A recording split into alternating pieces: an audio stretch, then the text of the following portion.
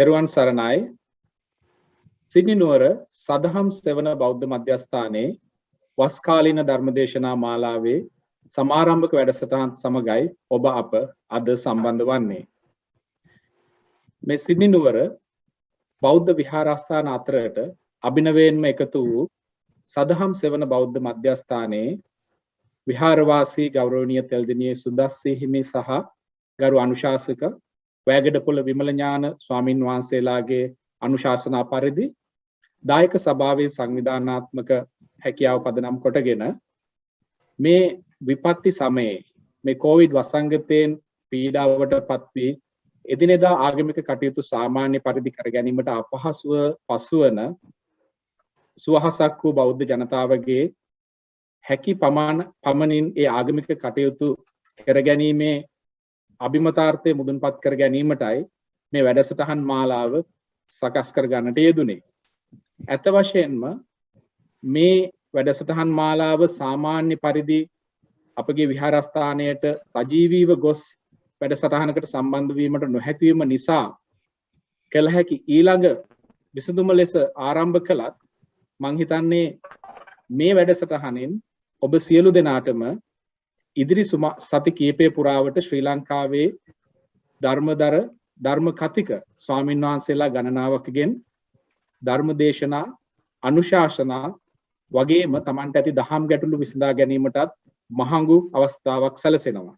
ඒ නිසා මං හිතන්නේ අපි ඔබ සියලු දෙනාම ඊ타මත්ම වාසනාවන්තයි මේ අවස්ථාව අපිට එළඹීම සම්බන්ධව. එසේනම් වැඩි වෙලාවක් ගත නොකර අද වැඩසටහන සඳහා යොමු වෙන්නටයි අදහස් කරන්නේ. විශේෂයෙන්ම මතක් කළ යුතුයි මේ වැඩසටහන සඳහා අද අනුග්‍රහය දක්වනවා වෛද්‍ය දිල්රුවනි පල්ලෙවත්ත මහත්මිය. වැඩසටහන ආරම්භ කිරීමට මත්තෙන් කෙටි දැනුම් දීම් කීපයක් කරන්නට තිබෙනවා. ඔබගේ මයික්‍රොෆෝන නිහඬ කර තබා ගන්නා ලෙස කරුණාවෙන් ඉල්ලා සිටිනවා. ධර්මදේශනාවෙන් අනතුරුව ඔබට ඇති දහම් ගැටලු විසඳා ගැනීම සඳහා කෙටි දහම් සාකච්ඡාවක් එහෙම නැත්නම් ප්‍රශ්න පැන විසඳුම් අවස්ථාවක් උදා වෙනවා. ඒ අවස්ථාවේදී ඔබට පුළුවන් ඔබගේ ගැටලු අපගේ ගෞරවනීය ස්වාමීන් වහන්සේට යොමු කර විසඳුම් ලබා ගැනීමට. ඒ වගේම ඒ සඳහා ඔබට සහභාගී වෙන ලෙසත් ගෞරවයෙන් ඉල්ලා සිටිනවා. ඒ වගේම තවත් ඉල්ලීමක් කරන්නට තියෙනවා. අපේ ගොඩක් වෙලාවට අපේ ස්වාමීන් වහන්සේලාත් අර සජීවී දේශනාවකදී Taman ඉදිරියෙන් සිටින මුහුණු ටික දැකීමෙන් ඒ ධර්ම සාකච්ඡාවක් ලෙස මේ දේශනාව පවත්වා ගැනීමට හැකියාවක් ලැබෙනවා. ඒ නිසා හැකි සියලුම දෙනා Tamanගේ රූපරාමු විවෘත කර එහෙම නැත්නම් කැමරා එක ඔන් කරලා සම්බන්ධ වෙන්නට පුළුවන් නම් අගය කොට සිටිනවා. එසේනම් වැඩි කල නොයවා මම බලාපොරොත්තු වෙන්නේ අද ධර්මදේශකයන්න් වහන්සේ ඔබ වෙත හඳුන්වා දෙන්නටයි. උන්වහන්සේ වසර 25ක පමණ පැවිදි දිවියක් තුල සුවහසක් වූ බෞද්ධ ජනතාවට කල්යාණ මිත්‍රාණන් වහන්සේ නමක් ලෙස අර්ථයෙන් ධර්මයෙන් අනුශාසනා කරමින් මේ සසර ගමන කෙටි කර ගැනීම සඳහා ටිකින් ටිකටම උදව් උපකාර කර කල්යාණ මිත්‍රාණන් වහන්සේ නමක්. උන්වහන්සේ තමයි වර්තමානයේ හන්තාන උල්පත්කන්ද පුර ආරණ්‍ය සේනාසනයේ සේනාධිපති දුරන්දර අතිපූජ්‍ය ගංගොඩවිල අරිය ගවේසී ස්වාමීන් වහන්සේ. එසේනම් මාගේ මේ ගෞරවනීය ඇරයුම උන්වහන්සේට අද දින මේ ධර්ම දේශනාව ආරම්භ කරන ලෙසට අවසරයි ස්වාමීන් වහන්සේ.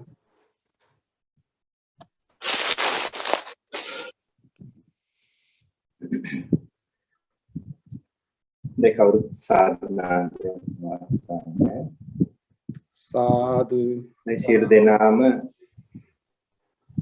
සිල් සමාදන් වීමට নমස්කාරය තුන්පරක් සජ්ජායනා කරනවා. නමෝ තස් භගවතු වරහතෝ සම්මා සම්බුද්දස්ස. නමෝ තස් භගවතු වරහතෝ සම්මා සම්බුද්දස්ස. නමෝ තස් භගවතු වරහතෝ සම්මා සම්බුද්දස්ස. බුද්ධං සරණං ගච්ඡාමි. බුද්ධං සරණං ගච්ඡාමි. ධම්මං සරණං ගච්ඡාමි. ධම්මං සරණං ගච්ඡාමි.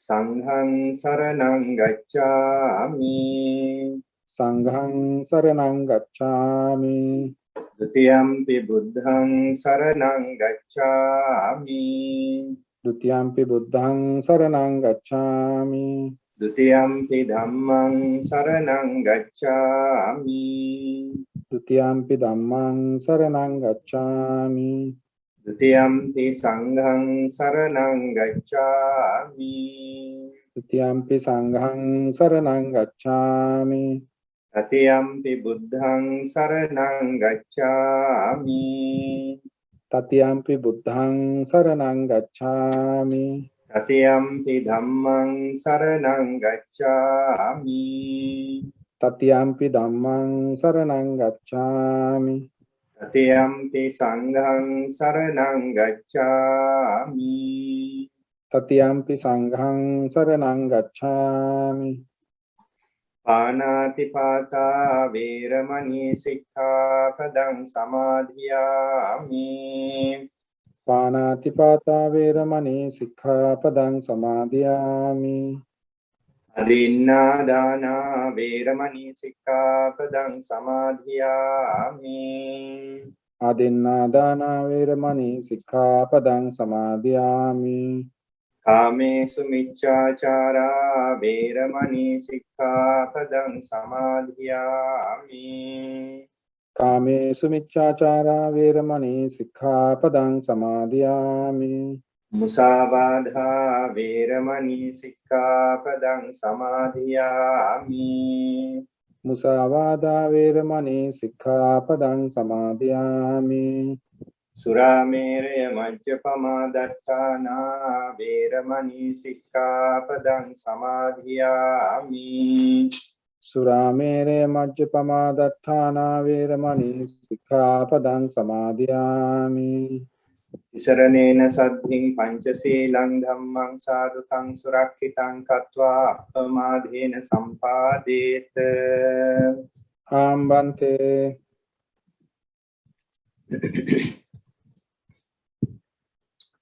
නමෝ තස් භගවතෝ අරහතෝ සම්මා සම්බුද්දස්ස නමෝ තස් භගවතෝ අරහතෝ සම්මා සම්බුද්දස්ස නමෝ තස් භගවතෝ අරහතෝ සම්මා සම්බුද්දස්ස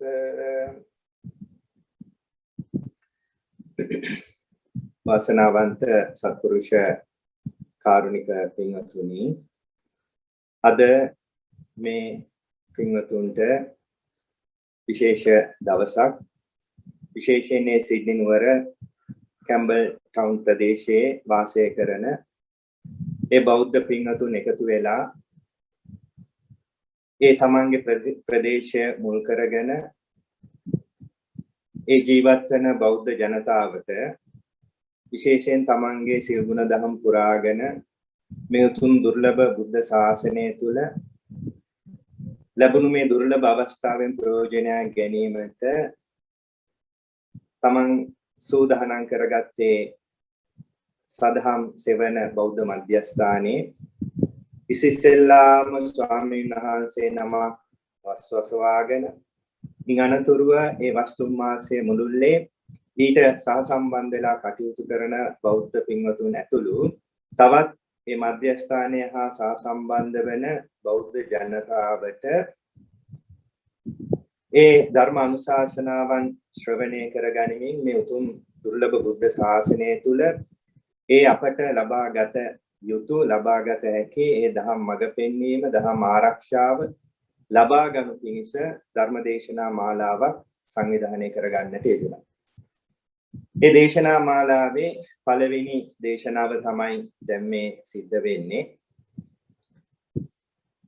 ඒ මාතෘකාව හැටියට අපිට ලැබිලා තියෙන මේ සසරේ අනතුරු පිළිබඳව ඔබව දැනුවත් කරන්න. ඒ සංසාරයේ අනතුරු පිළිබඳව අපි ඒ අනතුරු ගැන හිතිය යුතු පැති කිහිපයක් මේ දේශනාව ඔස්සේ අපි කියලා දෙන්න බලාපොරොත්තු වෙනවා. අපි ඊට ඒ අනුතුරු හඳුනා ගන්න අපට උපකාර වෙන කාරණා කිහිපයක් අපි සාකච්ඡා කරන්නට බලාපොරොත්තු වෙනවා. ඉතින් මේ දේශනාව මේ අපේ මේ දේශනා මාලාවේ පළවෙනි දේශනාව නිසා මේ සංවිධායක මහතුරුන් එක්ක අපි සාකච්ඡා කරගත්තා වූ පරිද්දෙන් විශේෂයෙන් මේ සදහම් සෙවණි මුල් කරගෙන අපි මේ කිරීමට බලාපොරොත්තු වන දහම් සේවය ගැනත් ඒ වගේම මෙහි පසුබිම ගැනත් යම් හඳුන්වා දීමක්ම කරමින් අපේ මේ අනතුර මොකක්ද කියන එක මේ සසර පැවැත්ම තුල අනතුර මොකක්ද කියන එක අපි සාකච්ඡා කිරීමට බලාපොරොත්තු වෙනවා. පින්වතුන් විශේෂයෙන් දන්නවා අපේ මේ දැනටමත් මේ පින්වතුන් දැනුවත් මේ සදහම් සෙවණ ආශ්‍රමය මේ බෞද්ධ මධ්‍යස්ථානය ශ්‍රී කල්යාණ යෝගාශ්‍රම සංස්ථාව මුල් කරගෙන ආරම්භ කරලා තියෙනවා සහ ඉදිරි කටයුතුත් ඒ අනුසාරයෙන් තමයි සිද්ධ වෙන්නේ. ඉතින් මේ ශ්‍රී කල්යාණ යෝගාශ්‍රම සංස්ථාවට මේ 2021 වර්ෂය වෙනකොට අවුරුදු 70ක් සම්පූර්ණ වෙනවා. මේ අවුරුදු 70ක් සම්පූර්ණ වෙන මොහොතකුත් නිසා ඒ ගැනත් යම් කෙටි හැඳින්වීමකුත් සමගම මේ දේශනාව ඉදිරියට පවත්වන්න අපි බලාපොරොත්තු වෙනවා. මොකද මේ පින්වතුන් දන්නවා මේ ලංකාවේ බුද්ධ ශාසනය තුල නොඑක ආකාරයේ බිඳ වැටි නැගී සිටීම් අතීතයේ පුරා පැවතිලා තියෙනවා. මහනුවර යුගය වෙනකොට උපසම්පදාලාභී ස්වාමීන් වහන්සේලා නැති වෙලා නැත්නම් අතුරුදහන් වෙලා තියෙනවා මේ සම්බුද්ධ ශාසනයේ පැවැත්ම තුල ලංකාවේ ශාසනික ඉතිහාසය තුල. ඒකට හේතුව තමයි සීතාවක රාජසිංහ රජුගේ කාලේ වෙච්ච ශාසනික විනාශයත් එක්ක ස්වාමීන් වහන්සේලා බොහෝ සෙයින් ඝාතනය වෙලා පුස්තකාල ආරාම සෙනසුන් සියල්ලම මහා පරිමාණයෙන් විනාශ වෙලා ඒ වෙච්ච පසුබෑම නිසා කොහොම හරි මහනුවර යුගය වෙනකොට උපසම්පදාලාභී භික්ෂුන් වහන්සේලා ලංකා භූමිතලේ නැති තරමටම මේ ඒ මහ විනාශය සිද්ධ වුණා. ඉන් අනතුරුව තමයි මහනුවර යුගය වෙනකොට නැවත සරණංකර සංඝරාජ ස්වාමීන් වහන්සේගේ කාලේ ඒ කාලේ තායිලන්තෙට කියන්නේ සියන් දේශය ඒ සියමෙට ගිහිල්ලා ස්වාමීන් වහන්සේලා උපසම්පදා වෙලා ආවා. ඒ ආපු પરම්පරාව පටන් ගත්ත සියන් නිකාය හැටියට අද වර්තමානයේ අපි හඳුන්වන සියන් නිකාය එහිමයි ආරම්භ වෙන්නේ. එයින් තව අවුරුදු ගාණක් යනකොට නැවත දැන් ඒකට ආපහු ස්වාමීන් වහන්සේලාට උපසම්පදා වෙලා තියලා ධර්ම විනය ඉස්මතු වෙමින් ඒ කටයුතු කෙරුණ කාලයක් බොහෝ සෙයින් ස්වාමීන් වහන්සේලා ත්‍රිපිටකය පරිහරණය කරන්න පටන් ගත්තා. ඊට කලින් හිටපු යුගයේ අපි හඳුන්වන්නේ මේ පින්වතුන් දන්නවා මේ ගණින් වහන්සේලාගේ යුගය කියලා. ඒකට උපසම්පදාව සාමයේ භික්ෂු પરම්පරාව බිඳ වැටුණු නිසා ගණින් වහන්සේලා කියලා පිරිසක් තමයි මේ ත්‍රිපිටක පොත් ටික ආරක්ෂා කරගෙන ආවේ. එතකොට ඒ අය ධර්මයේ පුරුදු කිරීමක් උනේ නැහැ. නමුත් පොත් ටික ආරක්ෂා කරගත්තා. ඒ පුස්තක පොත් ටික ආරක්ෂා කරගෙන ආවේ ගණින් වහන්සේලාගේ යුගයේ. එයින් පස්සේ තමයි මේ ස්වාමීන් වහන්සේලා අතට ඒ පොත්පත් දෙලා ත්‍රිපිටකය පරිහරණය කරන්න ධර්ම විනය හදාරන්න පටන් ගද්දී තව භික්ෂුන් වහන්සේලා පිරිසක් කල්පනා කරනවා අපිට මේ පැවතීගෙන එන ඒ යම් යම් විනය කාරණාත් එක්ක අපි මේ තව මීට ඉදිරියට ගිය ශාසනික වැඩපිළිවෙලක් පටන් ගන්න ඕනේ කියලා. එතකොට බුරුම රට උතුරු කොටසට කියන අමරපුර දේශය කියලා මෙන්න මෙහෙට ගිහිල්ලා එහි හිටපු සිල්වත් ගුණවත් ස්වාමීන් වහන්සේලාගෙන් උපසම්පදාව රැගෙන ලංකාවට පැමිණිච්ච ස්වාමීන් වහන්සේලා තමයි මේ අමරපුර නිකාය කියන ඒ પરම්පරාව ආරම්භ වුණේ. ඒත් අවුරුදු 60 ගාණක් වගේ පස්සට යනකොට තමයි බුරුම රට දකුණු කොටස ඒ කාලේ හඳුන්වලා තියෙන රාමඤ්ඤ දේශය කියලා එහෙට ගිහිල්ලා තවත් ස්වාමීන් වහන්සේලා පිරිසක් එහෙන් උපසම්පදාව රැගෙන ලංකාවට පැමිණ ඒ පැමිණ ස්වාමීන් වහන්සේලාගෙන් තමයි රාමඤ්ඤ නිකාය කියන මේ නිකාය ආරම්භ වෙන්නේ. එතකොට මේ ආරම්භයෙන් මේ විදිහට සිද්ධ වෙන්නේ අර ලංකාවේ ඇතුලේ පටන් ගත්තු මේ ශාසනික වැඩපිළිවෙළ තුලින් තමයි නැවත මේ ලංකාවේ ඇතුලේ බුදුදහම නැත්තම් මේ උපසම්පදාව නැත්තම් මේ භික්ෂු පරපුරවල් ආපහු පිළිවෙලකට සකස් වීගෙන පැමිණේ. ඒතර මේ පින්වතුන් දන්නවා ඒ කාලේ බොහෝ අර්බුද නැත්තම් බොහෝ දුෂ්කරතා මැද්දේ තමයි ස්වාමීන් වහන්සේලාගේ ඒ ශාසනික වැඩපිළිවෙළවල් ඉස්සරහට රැගෙනගෙන ආවේ. එතකොට එනකොට නොයෙක් ආකාරයෙන් දේශපාලනික වශයෙන් තිබ්බ බලපෑම මේ දේවල් වලදී ස්වාමීන් වහන්සේලාට මේ ධහම පුරුදු කරගෙන යනකොට අපි මේ ශාසනය තුල හඳුන්වනවා මේ පරියප්ති ප්‍රතිපatti ප්‍රතිවේද කියලා ශාසනයන් තුනක් මේ ශාසනික වැඩපිළිවෙල ක්‍රියාත්මක වෙන ආකාරයන්ව අපි හඳුන්වනවා. පරියප්තිය කියලා කියන්නේ මේ ත්‍රිපිටකය ආධාරමින් පාලි භාෂාව ඉගෙන ගනිමින් මේ ධර්ම කරුණු ඉගෙන ගැනීම සහ ඉගෙනීමට අපි කියනවා පරියප්ති ශාසනය කියලා. අපි අද වර්තමාන වශයෙන් කියමු මේ තියරි ටික කියන එක. එතකොට ඒක අපි කියලා දෙන ටික අපි කියනවා පරියප්තිය කියලා. එතකොට ඒ වගේ ඉගෙනගෙන ඒක පුහුණු කරන එකට කියනවා පරියප්තිය කියලා. එතකොට ඒකට තමයි අපිට මේ විනය කර්ම ඊළඟට භවනා වැඩිම ධර්මයේ පුරුදු කිරීම මේ ඔක්කොම ප්‍රායෝගිකව යෙදෙන කොටසට අපි ධර්මයේ තුල හඳුන්වනවා ප්‍රතිපatti ශාසනය. ප්‍රතිවේදය කියලා කියන්නේ ඒ ඵල නෙලාගත්ත මාර්ගඵලලාභී හඳුන්වන ඒ කොටසට තමයි ප්‍රතිවේද කියලා හඳුන්වන්නේ. එතකොට අර කාලයාගේ ඇවෑමෙන් මේ නිකායෙන් මෙහෙම පටන් අරගෙන කටයුතු කරාට අප මේ ඔය බුද්ධ ජයන්තිය 2500 බුද්ධ ජයන්තිය කිට්ටු වෙනකොට මේ ප්‍රතිපatti ශාසනය තුල විශාල බිඳ වැටීම් නැත්නම් ඒ ප්‍රතිපත්තිය තුල භික්ෂුන් වහන්සේලාට කටයුතු කරන්න තියෙන අවකාශයන් එච්චර විවර වෙලා තිබෙන්නේ නැහැ. කොටිම මේ ආරණ්‍ය සේනාසන කියන ඒවා ක්‍රියාත්මක වෙන්නේ නැති තරමට කාලයක් ලංකාවේ තිබිලා තියෙනවා. මෙන්න මේ කාලෙදි තමයි මේ කල්යාණී යෝගාශ්‍රම සංස්ථාව ආරම්භ කරපු ඒ කඩවැද්දුවේ දිනවංශ ස්වාමින් වහන්සේ මුල් වෙලා ඊළඟට මාතර ඥානාරාම ස්වාමින් වහන්සේ උපාධ්‍යාය තනතුරේ තබාගෙන මේ ශ්‍රී කල්යාණී යෝගාශ්‍රම සංස්ථාව ආරම්භ වෙන්නේ 1951 ජූනි 18 වෙනිදා ස්වාමීන් වහන්සේලා 12 නමක් මේ පැවිදි කරවලා මේ ශ්‍රී කල්යාණී යෝගාශ්‍රම සංස්ථාව ආරම්භ වෙනවා ප්‍රතිපatti ශාසනය නගා සිටුවීමට.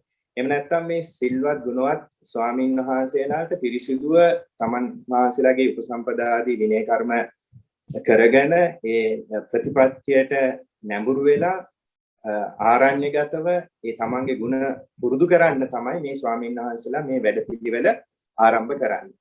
මේ දැන් මේ ශයවන මේ මාතර පඬිත ස්වාමීන් වහන්සේ තමයි මහා උපාධ්‍යයන් වහන්සේ හැටියට ඒ ශාසනික වැඩපිළිවෙල ආරම්භ කරන්නේ. ඉතින් මේ ස්වාමීන් වහන්සේලා ඒ කාලේ අතිශය දුෂ්කර කාලයක් ගත කරලා තමයි මේ නැවත මේ ආරණ්‍ය සම්ප්‍රදායක් ආරම්භ කරන්නේ. විශේෂයෙන් ඒ කාලේ වෙනකොට මේ ස්වාමීන් වහන්සේලා ඇත්තට මේ මිල මුදල් පරිහරණයෙන් ඈත් කරවගෙන පිණ්ඩපාතේ වඩිනේ කැලෑවල් වල ගල්ලෙන් වල භාවනා කරන්නේ සම්ප්‍රදාය නැවත ඇති වෙන්නේ මේ ශ්‍රී කල්යාණී යෝගාශ්‍රම සංස්ථාවේ මේ ආරණ්‍ය සම්ප්‍රදාය බිහිවීමත් සමග. ඉතින් ඒ කාලේ අපි අහලා තියෙනවා පණ්ඩිත ශාස්ත්‍රයේ මුල් කාලේ මේ වැඩපිළිවෙල ආරම්භ කරනකොට බොහෝ දුෂ්කරතාවයන්ට මුහුණ දීලා තියෙනවා. සමහරක් අවස්ථාවන් තිබිලා තියෙනවා කියන පිණ්ඩපාතේ වඩිනකොට තරහට මිනිස්සු ඒ කියන්නේ ඊට විරුද්ධය පාත්‍රවලට ගොම පවා බෙදලා තියෙනවා. එතකොට ඒ වගේ මහා අතිශය දුෂ්කර ඇත්තන ලොකු විප්ලවයක් වගේ දෙයකින් තමයි මේ නැවත මේ ප්‍රතිපatti ශාසනය නගා සිටීම පිණිස මේ ආරණ්‍ය සම්ප්‍රදාය නගා සිටීම පිණිස මේ ශ්‍රී කල්යාණී යෝගාශ්‍රම සංස්ථාව 1951 ඒ ජූනි 18 වෙනිදා ආරම්භ වෙන්නේ. ඉන් අනතුරුව තමයි අපේ ලංකාවේ මේ පින්වතුන් අහලා තියෙන ඔය නිමලව ආරණ්‍ය සේනාසනේ, ගල්දුව ආරණ්‍ය සේනාසනේ, නාවින ආරණ්‍ය මේ වගේ දැනට ලංකාවේ ආරණ්‍ය සේනාසන 200කට විතර ආසන්න ප්‍රමාණයක ඒ වැඩ පිළිවෙල ආරම්භ කරේ මෙන්න මේ කඩවැද්දුවේ දිනවංශ ස්වාමීන් වහන්සේ මුල් කරගෙන ඒ ස්වාමීන් වහන්සේලාගේ ජීවිත කැපවීමකින් පරිත්‍යාගයකින් තමයි මේ ආරණ්‍ය සේනාසනේ වැඩ පිළිවෙල පටන් ගත්තේ. ඉතින් විශේෂයෙන් මේ වෙලාව අපි සිහිපත් කරන්න ඕනේ ශ්‍රී කල්යාණී යෝගාශ්‍රම සංස්ථාව නිර්මාතෘ ඒ කඩවැද්දුවේ දිනවංශ ස්වාමීන් වහන්සේ අවුරුදු 97ක් ආයු වළඳලා 2003 වර්ෂයේදී අපවත් වුණා. එතනත් හරි ආශ්චර්යවත් සිදුවීම් පෙළක් ඒ කාලේ සිද්ධ වුණා. ඇත්තටම අපිටත්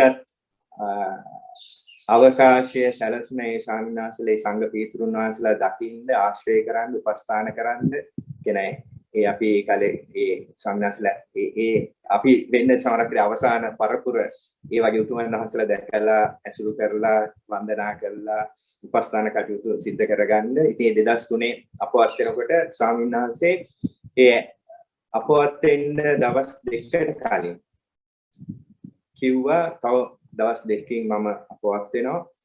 මේ දවස් දෙකකට වැඩි කාලයක් මම වැඩ සිටින්නේ නැහැ. මේ දෙවිවරු ඇවිල්ලා ඉන්නවා මාව ඉකරගෙන යන්න.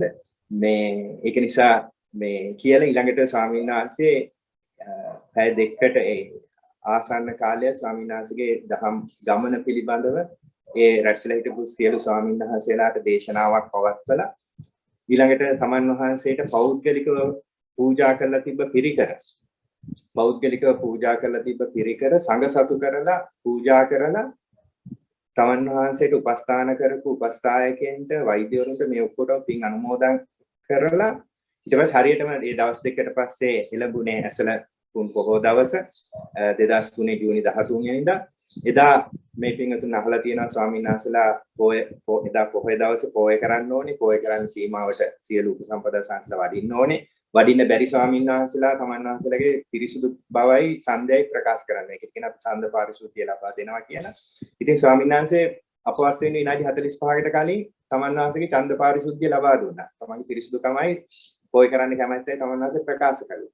ඒ ප්‍රකාශ කළා තමයි ස්වාමීන් වහන්සේ ඇසල තුන් පොහොය දවසේ ඒ අපවත් වී වදාළේ. ඉතින් අපි ඇත්තටම මේ කතා මේ සිදුවී වෙනකන් අපි පොත්වල කියපු එකක් විතරයි.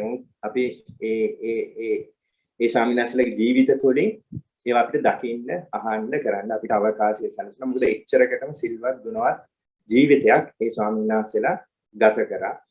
ඉතින් ඒ ශාසනික පටන් ගත්ත වැඩපිළිවෙලේ දැන් ඉතින් අවුරුදු 70ක් පිරෙන මොහොතක තමයි අද අපි මේ කටයුතු කරන්නේ. ඉතින් ඒ බඳු කාලෙක ඉතින් අපිටත් සතුටුයි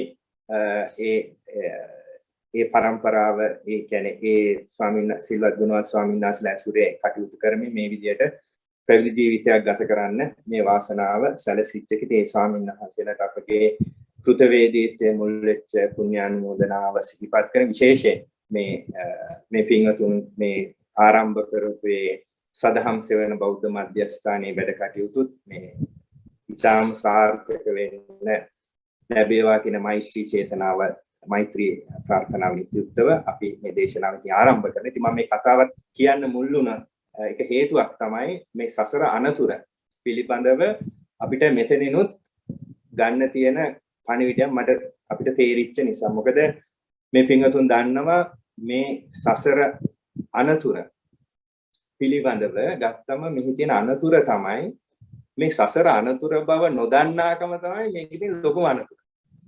එතකොට මේ සසරක පිළිබඳව අනතුර අපිට දැනගන්න ලැබෙන්නේම බුද්ධ ශාසනය තුල නැත්නම් බුදුරජාණන් වහන්සේ මේ කියලා දෙන ධර්මයක් එක්ක. ඉතින් ඒක නිසාම තමයි පින්වතුනි මේ පින්වතුන් දන්නවා භාග්‍යතුන් වහන්සේ ජීවමාන වැඩ සිටිද්දී බුදුරජාණන් වහන්සේ මේ දේශනා කරලා තියෙන මේ සසරට වැටිච්ච සත්‍යයේ ස්වභාවයක් ගැන කොහොමද අවිද්‍යාවෙන් බැඳුණු තණ්හාවෙන් බැඳුණු මේ ජීවිතයක් උරුම කරගෙන ඉන්න එක තමයි මේකේ තියෙන භයානකම. අවිද්‍යාව කියන අන්ධකාරයෙන් වැහිලා තණ්හාවෙන් බැඳි නැවත නැවත මේ ඉපදී යන මේ සසරක හිර වෙලා ඉන්න එකම තමයි මේකේ තියෙන අනතුර, මේකේ තියෙන භයානකම. ඉතින් ඒ ගැන නොදන්නාකම තමයි මේකේ තියෙන ලොකුම අනතුර. එතකොට මේ නොදන්නාකම අපිට ඒ නොදන්නාකමින් අපිට නිදහස් වෙන්න තියෙන්නේ අපිට දන්න කෙනෙකුගෙන් මේ පණිවිඩය ලැබුණොත් විතරයි. මොකද හිතන්න දැන් අඳුරක ඉන්න කෙනෙකුට, තනිකර අන්ධකාරයකම ඉන්න කෙනෙකුට අඳුර හැරෙන්න වෙන මොනවද තියෙනවද? අඳුරෙම ඉන්න කෙනාට අඳුර හැරෙන්න වෙන මොනවත් නැහැ. එයාට අඳුරෙන් නිදහස් වෙන්න නම් ආලෝකය පිළිබඳ යම් හෝ සංඥාවක් ඇති වෙන්න ඕනේ. අර මොන ආලෝකය පිළිබඳ පණිවිඩයක් හරි එයාට ඇහෙන්න ඕනේ.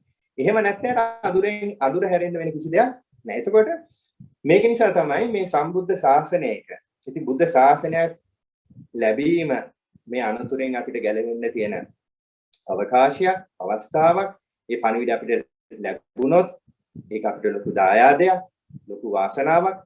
ඉතින් ඒ වාසනාව අපිට හම්බ වෙන්නේ මේ ශාසනික පැවැත්මක් එක්ක. ඒ නිසා තමයි සම්මා සම්බුදුරජාණන් වහන්සේ නමක් මේ ලෝකෙ පහළ වෙලා මේ භික්ෂු ශාසනයක් නැත්නම් මේ බුද්ධ ශාසනයක් ඇති කරලා ධර්ම විනය පනවලා මේ ශාසනික වැඩපිළිවෙලක් අපිට හඳුන්වලා දීලා තියෙනවා. මොකද මේ භික්ෂුන් වහන්සේලා අතින් නැත්නම් භික්ෂුන් වහන්සේලා අතින් තමයි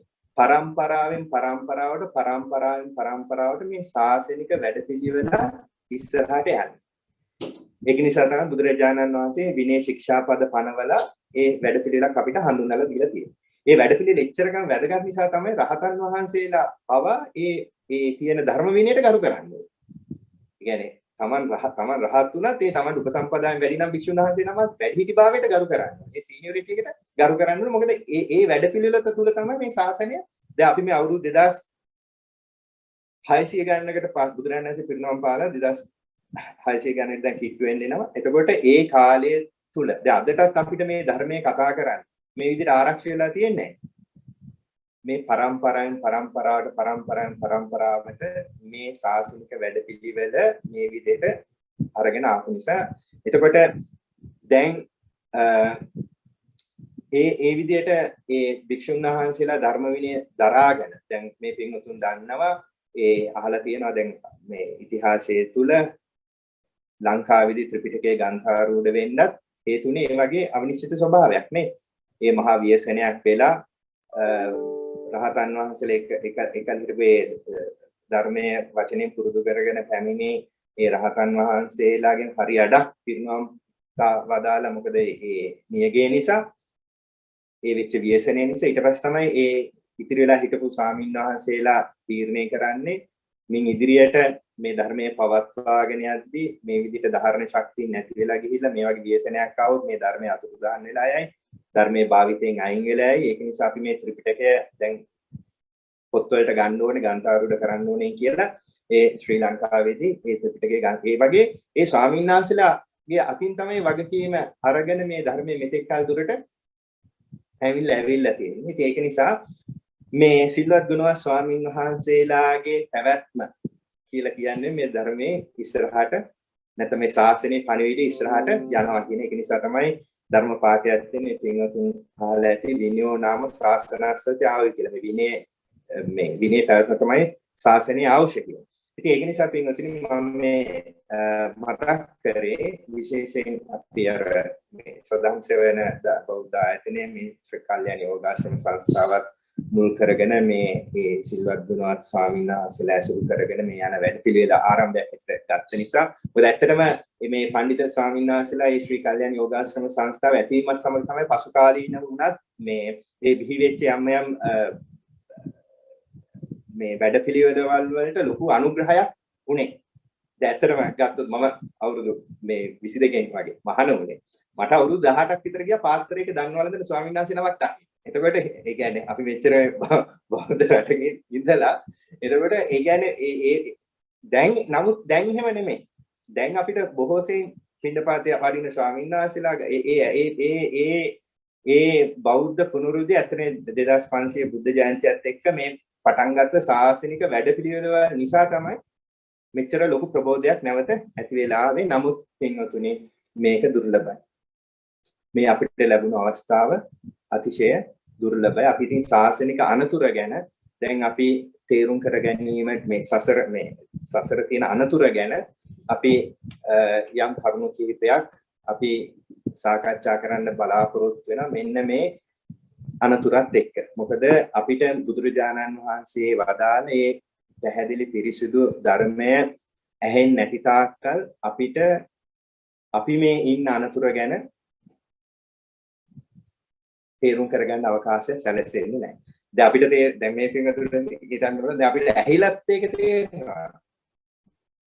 මෙච්චර මේ සසර භයානකයි කියන අනතුර ඇහිලත් අපිට ඒ ගැන හිතෙන්න නැත්තම් තේරෙන්න තියෙන ඒකට තියෙන ඉඩ අපි ගන්න එක අඩු වෙලා තියෙන. ඒකට එතන තමයි පින්වතුනි ඇත්තටම මේ සසරක අනතුර තියෙන්නේ.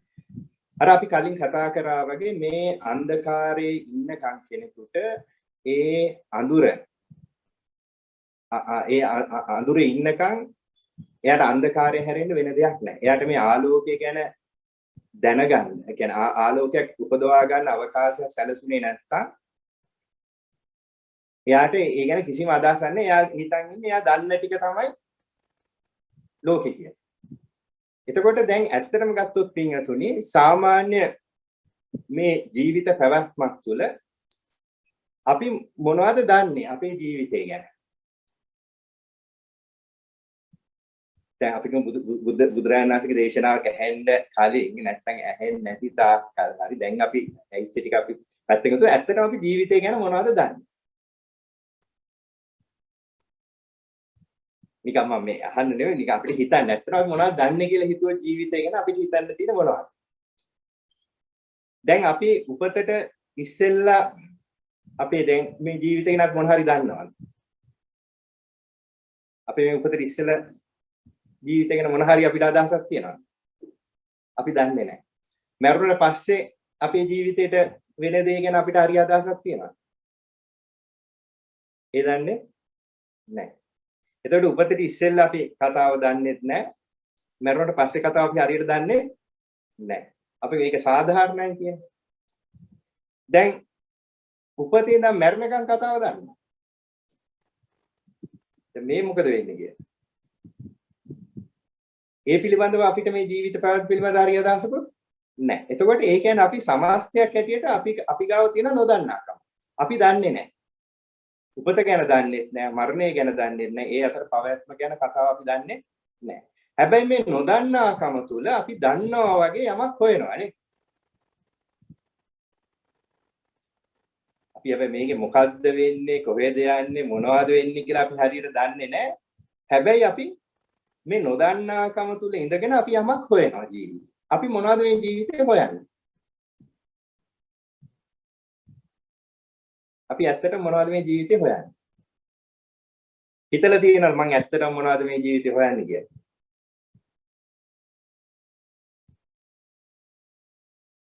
එහෙම බැලුවම අපිට හරි අදහසක් නැහැ ඇත්තටම අපි ජීවිතේ මොනවද හොයන්නේ කියලා නේ. හැබැයි අපිට හරි අදහසක් නැති වුණාට අපි මොනවද හොයන්නේ කියලා අපි යමක් හොයනවා. හැබැයි අපි හොයන දේවල් ඔක්කොම එකතු කරලා අපිට කියන්න පුළුවන් අපි ජීවිතේ හොයන්නේ සැපයක්, සැනසීමක්, සතුටක්, රැකවරණයක් මේ දේවල් අපි හොයන්නේ. එතකොට ඒ කියන්නේ අපි විශ්වාස කරනවා, අපි පිළිගන්නවා මේ ජීවිතේ සැපයක් තියෙනවා. මේ ජීවිතේ සතුටක් තියෙනවා. ඉතින් ඒ සැපය, ඒ සතුට මම ළඟා කරගන්න ඕනේ කියලා තමයි අපි මේ ජීවිතේ සැපය, සතුට හොයමින් මේ මහන්සි වෙන්නේ. නේ? එතකොට ඒ සැපය හොයන එක සැපයිද?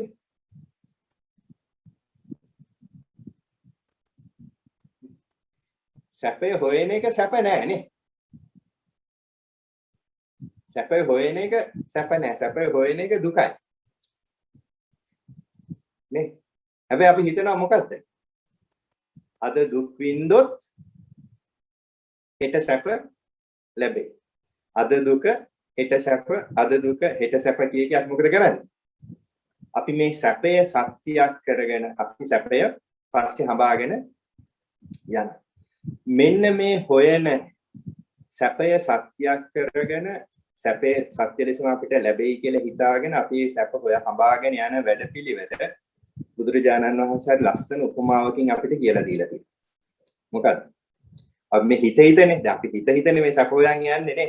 මෙහෙම කරොත් මට සැපට ඉන්න පුළුවන්, මේ ටික කරොත් මට සැපට ඉන්න පුළුවන්, මේ ටික කරොත් මට සැපට ඉන්න පුළුවන්. ඒ කියන්නේ හිත සැපපස්සේ යන එක භාග්‍යතුන් වහන්සේ පෙන්වලා දෙනවා ලස්සන උපමාවකින් කොහොමද හරියට අරටුව හොයන කෙනෙක් ගෙහෙල් ගස් පතුරු ගහනවා වගේ වැඩක් කියන අපි මේ සැපේ හොයාගෙන යන්නේ. නේ අරටුව හොයන කෙනෙක් ගෙහෙල් ගස් පතුරු ගහගෙන යනවා වගේ වැඩක් කියනවා. අපි මේ සැපේ හොයාගෙන යන වැඩපිළිවෙල. ඇයි ඒ? දැන් අරටුවක් අවශ්‍ය කෙනෙක් ගෙහෙල් ගස් පතුරු ගැව්වට අරටුව හම්බ වෙයි. හම්බ වෙන්නේ නැහැ. ඇයි හම්බ වෙන්නේ නැත්තේ? ඒක එහෙම එකක් නෑ. අරටුවක් නැති ගහක් ඒක. ඒ නිසා කොච්චර කෙහෙල් ගස් පතුරු ගැව්වත් අපිට අරටුවක් හම්බ වෙන්නේ නැහැ. ඒ වගේ තමයි කියනවා මේ හිත අපි මේ සසර පැවැත්ම තුළ මේ ජීවිත පැවැත්ම තුළ සැපයක් ලැබෙයි කියලා හිත චේතනා පහල කර කර්ම රැස් කර මේ යන ගමනේ කවදාවත් අපිට ඒ අපි අපේක්ෂා කරන සැපේ අපිට හම්බ වෙන්නේ නැහැ. ඇයි ඇත්තටම එහෙම එකක් නැති නිසා. නේ එහෙමනේ අපිට උනේ නේ. දැන් අපිට මතක දැන් මෙතන ඉගෙන ගත්ත පිරිසක් මේ අපි මේ කටයුතු කරලා තියෙන පිරිසක් නිසා දන්නවා. දැන් අපිට තේරෙන වයස අපිට තිබ්බ ලොකුම ප්‍රශ්නේ මොකක්ද? අපි තේරෙන වයසට ගියා. ඉගෙන ගන්න එක නෙනේ. දැන් අපිට තේරෙන වයස තිබ්බ ලොකුම ප්‍රශ්නේ ඉගෙන අපි කොටිම දැන් ලංකාවේ කට්ටිය නිසා දන්නවා අපිට තේරෙන වයස තිබ්බ ලොකුම ප්‍රශ්න තමයි අපිට O level පාස් වෙන එක. නැත්නම් සාමාන්‍ය පෙළ. ඒක මොකද අපි ඉස්සෙල්ලාම පතුරු ගහන්න පටන් ගත්තේ මේ අධ්‍යාපනය කියන ගෙහෙල් එක. අපි તો ඉගෙනගෙන ඉවර වෙනකොට අපිට සැපෙන් ඉන්න පුළුවන් වෙයි කියලා අපි ඉස්සෙල්ලාම දැක්කේ O level පාස් වුණා නම් මට සැපට ඉන්න පුළුවන් වෙයි කියලා තමයි අපි O level කිට් වෙනකොට ඔන්න දැන් සෑහෙන මහන්සියක් දාලා අපි O level සාමාන්‍ය පෙළ විභාගය කරලා පාස් වෙනවා. දැන් සාමාන්‍ය පෙළ විභාගය ඉවරලා හොඳට පාස් වුණාට පස්සේ සැප හම්බුණාද? සතුට හම්බුණාද? පාස් වෙච්ච වෙලාවේ සැපයි හැබැයි මොකද උනේ? ඊට වඩා ටිකක් ලෝ කෙහෙල් ගහක් හම්බුණා A levels කියලා නේ. අපි හිතුවා හරි A levels කොහොම හරි උසස් පෙළ කොහොම හරි හොඳට සමත් වුණොත් නම් මට සැපටම ඉන්න පුළුවන් වෙයි කියලා අර අවුරුදු 11ට වඩා වැඩිපුර මහන්සි වෙලා අපි උසස් පෙළ සමත් වෙලා කටයුතු කරනවා. නමුත් අපිට A level පාස් වුණා සැප හම්බුණාද? සැප හම්බුනේ නැහැ. තව ඊට වඩා ලෝ කෙහෙල් ගහක් හම්බුණා. උසස් අධ්‍යාපනය. අපිට හරි නෑ මේ අවුරුදු 4 කොහොම හරි ඇදලා මහන්සි වෙලා මේ ඩිග්‍රී එක කරගත්තා නම් මේ උපාධිය ලබා ගත්තා නම් ආයෙ මුකුත් නෑ මට සැපට ඉන්න පුළුවන් ඒ කියලා තවත් මහන්සිලා අපි උසස් අධ්‍යාපනය නිම කළා අපිට ඒ අදාළ ඩිග්‍රී දෙකක් අපි ළඟා කරගන්නවා. නමුත් මොකද උනේ? සැප හම්බුණා. සැප හම්බුනේ නෑ. ඊට පස්සේ මොකද වෙන්නේ? ඊට පස්සේ නෑ දැන් මම රස්සාවක් හොයාගත්තට පස්සේ නම් මට සැපටම ඉන්න පුළුවන් වෙයි කියලා අපි දැන් මොකද කරන්නේ? ඊට පස්සේ කොහොම හරි වෙලා උන්න දැන් රස්සාවක් හොයාගන්න. දැන් රස්සාවක් හොයාගෙන අපි කියමු රස්සාව කියන කෙහෙල් ගා ඔන්න ඊළඟට පතුරු ගහන්න පටන් ගන්නවා. දැන් මේක පතුරු ගහන් යනකොට මොකද වෙන්නේ? දැන් සැප හම්බෙලා. සැනසීම හම්බෙලා. නෑ මේක පටන් අරගෙන යනකොට එතන අනේ මම මේ තනියෙන් ඉන්න නිසා තමයි මට තාම සැප නැත්තේ. මට තව කවුරු හරි අල්ලගෙන මේ වැඩේ කරන්න පුළුවන් නම් හොඳයි කියලා රස්සාවට පස්සේ මොකද කරන්නේ? පරස්තාව කරගන්නවානේ. සමහරක් නැනේ මහා යුද්ධයක් කරලා වගේ තමයි අපි අපේ පරස්තාවන් සමහරක් වෙලාවට කරගන්නේ. ඊළඟට මොකද වෙන්නේ? දැන් ඔන්න දෙන්නත් එක්කම ගෙහෙල් ගස් පසුරු ගහගෙන යනවා. දැන් සැප හම්බෙලාද? සැප හම්බෙලා නෑ. ඊට පස්සේ මොකද දෙන්න කල්පනා කරන්නේ? දැන් ඔන්න දෙන්න කල්පනා කරන අනේ අපි දෙන්න ඉන්න නිසා තමයි තාම සැප නැත්තේ. අපිට ළමෙක් දෙන්නෙක් හදාගත්තා නම් අපිට හරි සැපට ඉන්න පුළුවන් වෙයි කියලා දැන් ඔන්න ළමයි දෙන්නේ හදාගන්නවා. දැන් මොකද සැප හම්බුණාද? අපි බලාපොරොත්තු වෙච්ච ජීවිතේ සැනසීම හම්බුණාද? නැහැ. ඊට පස්සේ මොකද කල්පනා කරන්නේ? අපි ඊට පස්සේ කල්පනා කරන අනේ ළමයා තාම බඩ ගන්න නිසා තමයි තාම සැප නැත්තේ. ධන ගන්නකොට නම් සැප හම්බෙයි කියලා හිතනවා.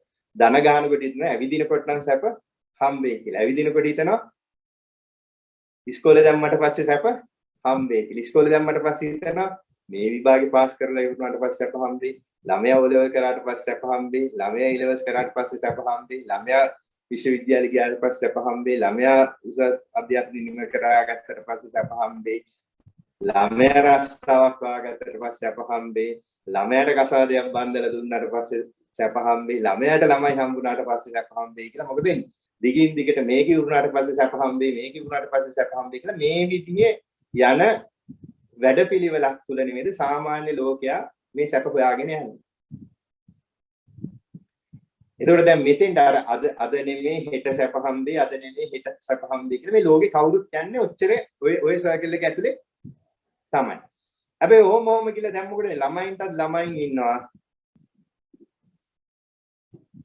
දැන් ඒ ආච්චිලා සීයලාට අම්මලා තාත්තලා සැප හම්බෙලා? සැප හම්බෙලා නැහැ. දැන් ආපස්සට හැරලා බලද්දි කෙහෙල් වත්තක් විතර පතුරු ගහලා නේ. දැන් කෙහෙල් වත්තක් විතර පතුරු ගහලා සැප නැහැ. දැන් මොකද කල්පනා කරන්නේ? දැන් කල්පනා කරනවා මේ ජීවිතේදී නම් අපිට සැප හම්බෙන එකක් නැහැ. ඒ නිසා ඊළඟ ජීවිතේ හරි සැපෙන් ඉන්න ඕනේ කියලා හිතාන දැන් මොකද වෙන්නේ? දැන් ඉතින් ඒ කාලේ වෙනකොට පින්කම් පෙන්වන්න බෑනේ. අර ඒ පින්කමක් කිව්වොත් ඒ දුවනවා, මේ පින්කමක් කිව්වොත් මේ දුවනවා, අර කටන පින්කම් කරනවා, මේ පින්කම් කරනවා. ඉතින් රට වටේ ගිහිල්ලා පින් රැස් කරනවා. මම කියන්නේ පින් කරන්න එපා කියන එක නෙමෙයි. මම මේ කියන්නේ මේ දෘෂ්ටියක් පිළිබඳව. දැන් ඇයි මේ පින්? ඇයි දැන් මේ ඔක්කොම රැස් කරගෙන දැන් මොකද්ද බලාපොරොත්තු වෙන්නේ? දැන් මේ පින් ඔක්කොම රැස් කරගෙන මීට වඩා දිව්‍යමය වූ කෙහෙල් ගස් තියෙන නේ. තව ලෝක කෙහෙල් වත්තකට බහින්න තමයි. ආපහු සැප හොයන වැඩපිළිවෙල තුල මම සැපෙන් ඉන්නම් කියලා හිතා ඒතර විශ්වාස කරන්නේ මොකක්ද? මේක සැපයක් තියනවා. එතකොට පින්වත්නි මම මේ කෙටි උදාහරණයකින් මේ සරලව මේ ඉස්මතු කරගන්න ගත්තේ අපිට මේ නොදන්නාකම තුල සත්‍ය නොදන්නාකම තුල අපි මේ ජීවිත පැවැත්ම තුල සැපයක් තියෙනවා සතුටක් තියෙනවා කියලා අපි මේ හඹාගෙන යන වැඩපිළිවෙලේ ඒ දේවල් ටික කරගෙන ගියා කියලා අපි අපේක්ෂා කරන මේ ජීවිතේ ආරක්ෂාවක් සැබෑ සැනසීමක් සැබෑ සතුටක් ඒක අපිට හම්බ වෙන්නේ නැහැ. ඒකෙන් කියන්නේ මේ දැන් ඉගෙන ගන්න ළමයින්ට ඉගෙන ගන්න එපා රස්සා කරන අයට රස්සා කරන්න එපා කසාද බඳපුවාට ඒව කරගෙන යන්න එපා ළමයි හද ඒ කතාවක් නෙමෙයි මේ කියන්නේ. මේ කියන්නේ අපේ දෘෂ්ටිය පිළිබඳ ප්‍රශ්නයක්. අපි දන්න දේ පිළිබඳ ප්‍රශ්නයක්. මොකද ඒ අපිට යම් දැක්මක් තියෙනවා නම් ජීවිතය පිළිබඳව අපිට ජීවිතය පිළිබඳව ඒ දැක්ම එන්නේ අපි දන්න දේ අනුව. පැහැදිලිද? අපි මොනවද දන්නේ? ඒ දන්න දේට අනුව තමයි අපේ දැක්මක් තියෙන්නේ. ඒ දැක්මට අනුව තමයි අපි කටයුතු කරන්නේ, අපි ක්‍රියා කරන්නේ, අපි හැසිරෙන්නේ, අපේ වැඩපිළිවෙල සියල්ලම අපි යන්නේ. කොටින්ම කියනවා කන්නේ බොන්නේ, අදින්න පළඳින්නේ මේ හැම දෙයක්ම අපි කරන්නේ අපේ දැක්මට අනුව. එතකොට ඒ දැක්මට පදනම තමයි අපේ දැනීම, අපි දන්න දේ. එතකොට අපි දන්නේ මොනවද? ඒ දන්න දේට අනුව අපේ දැක්මක් තියෙන. ඒ දැක්මට අනුව අපි හැසිරෙනවා. ඒක තමයි මේ ජීවිතේ පැවැත්ම. එතකොට දැන් අපි දන්න දෙයක් අපි දන්නේ මේ ජීවිතේ සැපයක් තියෙනවා. ඒ සැපේ ළඟා කරගන්නවා. එහෙම දැක්මක් තමයි අපිට තියෙන්නේ. මේ ජීවිතය ඇත්තටම සැපයක් තියෙන. ඒ සැපේ හොයාගෙන තමයි අපේ එනම් මේ සිත, කය, වචනේ ක්‍රියාත්මක වෙන්නේ. තේරෙනවද?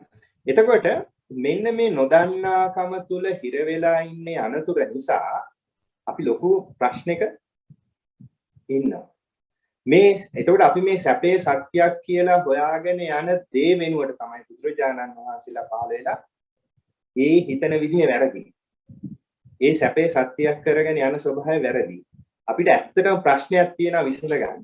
ඒ ප්‍රශ්නේ අපේ ජීවිතය තුලින් දකින්න කියලා මේ ජීවිතේ දැකිය යුතු පැත්තට මේ ජීවිතේ ඇත්තටම ප්‍රශ්නේ මොකක්ද කියන එකට බුදුරජාණන් වහන්සේලා පහළ අපිට කියලා දෙලා මෙන්න මේ විදිහට දකින්න. දැන් ඒ පණිවිඩය තමයි අපිට බුදුරජාණන් වහන්සේ කියලා දෙන්නේ චතුරාර්ය සත්‍ය ධර්මයේ හැටියට. එතකොට අපේ නොදන්නාකම මොකක් පිළිබඳව තියෙන මෙන්න මේ චතුරාර්ය සත්‍ය ධර්මයේ නොදන්නාකම. ඒ නොදන්නාකම නිසාමයි අපිට ප්‍රශ්නේ පැහැදිලි නැති නිසා අපි දෙන උත්තරේ වරදිලා තියෙන්නේ නේ. දැන් අපිට ප්‍රශ්නේ හරියට පැහැදිලි නම් උත්තරේ දෙන එක ලේසිද අමාරුද? දැන් ප්‍රශ්නේ පැහැදිලි නම් උත්තරේ හොයාගන්න එක අමාරුද ලේසිද? උත්තරේ හොයාගන්න ලේසි. හැබැයි ප්‍රශ්නේ පැහැදිලි නැත්තම්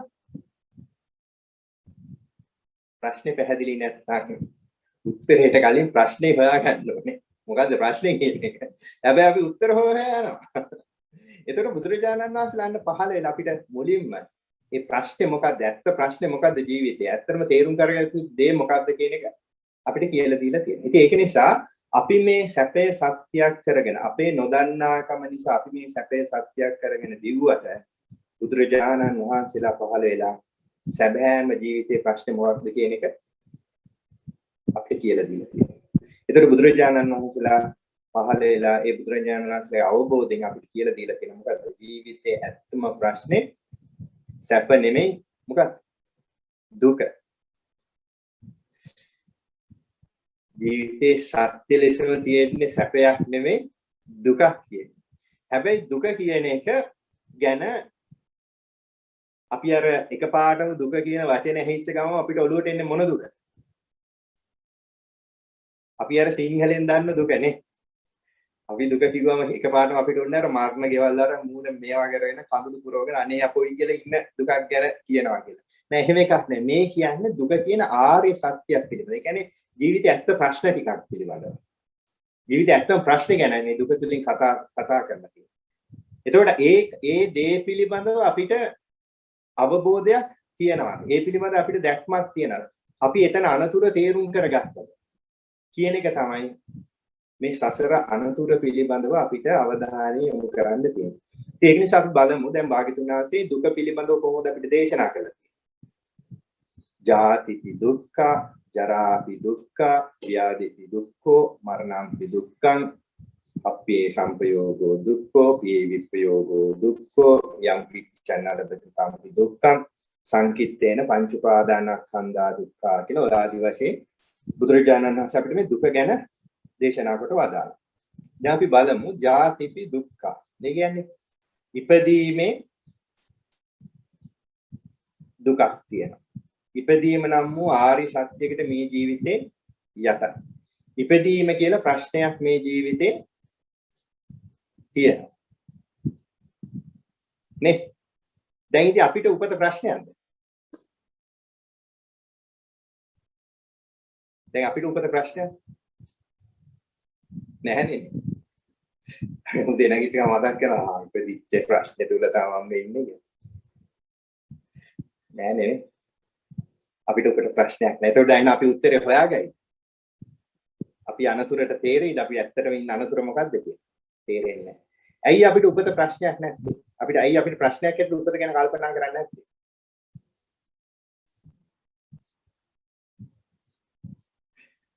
ඇයි අපි උපත ගැන එහෙම කල්පනා කරන්නේ නැත්තේ? එහෙම අපිට හිතලා පුරුද්දක් නෑ. නැත්තම් කවුරු එහෙම අහලා අපිට එහෙම උනන්දු කරවලා නැහැ එහෙම ප්‍රශ්නයක් ගැන විමසන්න. අපි ජාතිපි දුක්ඛ කියලා කියනවා නිකන්. නමුත් ඇත්තටම කොහොමද උපත දුකක් වෙන්නේ? ඇයි උපත දුකක් වෙන්නේ? මොකද ඒකේ තියෙන ප්‍රශ්නේ? අපි උපත ගැන නුවණින් විමසලා නැහැ නේ. නමුත් අපි නිකමට විමසුවොත් එහෙම දැන් නිකන් කවදාද හිතලා දින ඇයි ඉපදුනේ කියලා.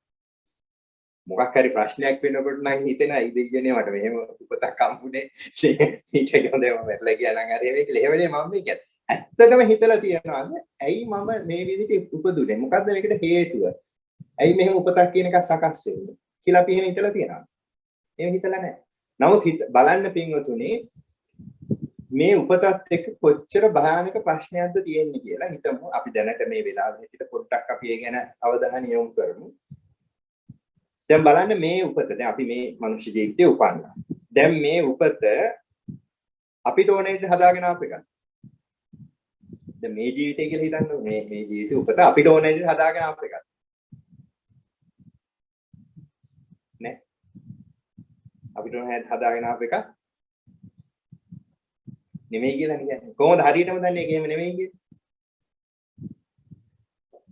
ඔව් ඉතින් ඒකට මහා ලොකු තර්ක විතර්ක ඕනේ. එහෙම chance එකක් තිබ්බනම් අපි මෙහෙමද හදාගන්නේ නේ. එහෙම අපිට ඕන හැටියට උපත හදාගන්න පුළුවන් නම් අපි ඉතින් කෙලිම ඕස්ට්‍රේලියාවම හදාගන්නවා නේ. ආයි ලංකාවේ ඉපදිලා ඕස්ට්‍රේලියාවේ ගිහින් ඔච්චර නේ. එහෙම හදාගෙන අපිට ඒක ප්‍රෝග්‍රෑම් කරගන්න තිබ්බා. නේ නැත්තම් අපිට උස කොහොමද, නහය කොහොමද, අම්මා තාත්තා කවුද, හැඩ කොහොමද නේ. අපි දැන් අනිත් ඉදිරිය කියවද IQ කොච්චරක් තියෙන්න ඕනද, EQ කොච්චරක් තියෙන්න මේ ඔක්කොම ප්‍රෝග්‍රෑම් කරලා අපිට හදාගෙන ඉන්න තිබ්බා. නමුත් එහෙම chance එකක් තිබ්බද? එහෙම අපිට ඕනෙට හදාගෙන ඉන්න පුළුවන් කමක් තිබ්බේ නෑ. එහෙමනම් අපිට තේරෙනවා මේක අපිට ඕනෙට හදාගෙන ආපු එකක් නෙමෙයි. හරි මේක අපිට ඕනෙට හදාගෙන ආපු එකක් නෙමෙයි. එහෙනම් වෙන කවුරුද හදලා තියෙන්නේ? වෙන කවුරුද හදලා තියෙන්නේ?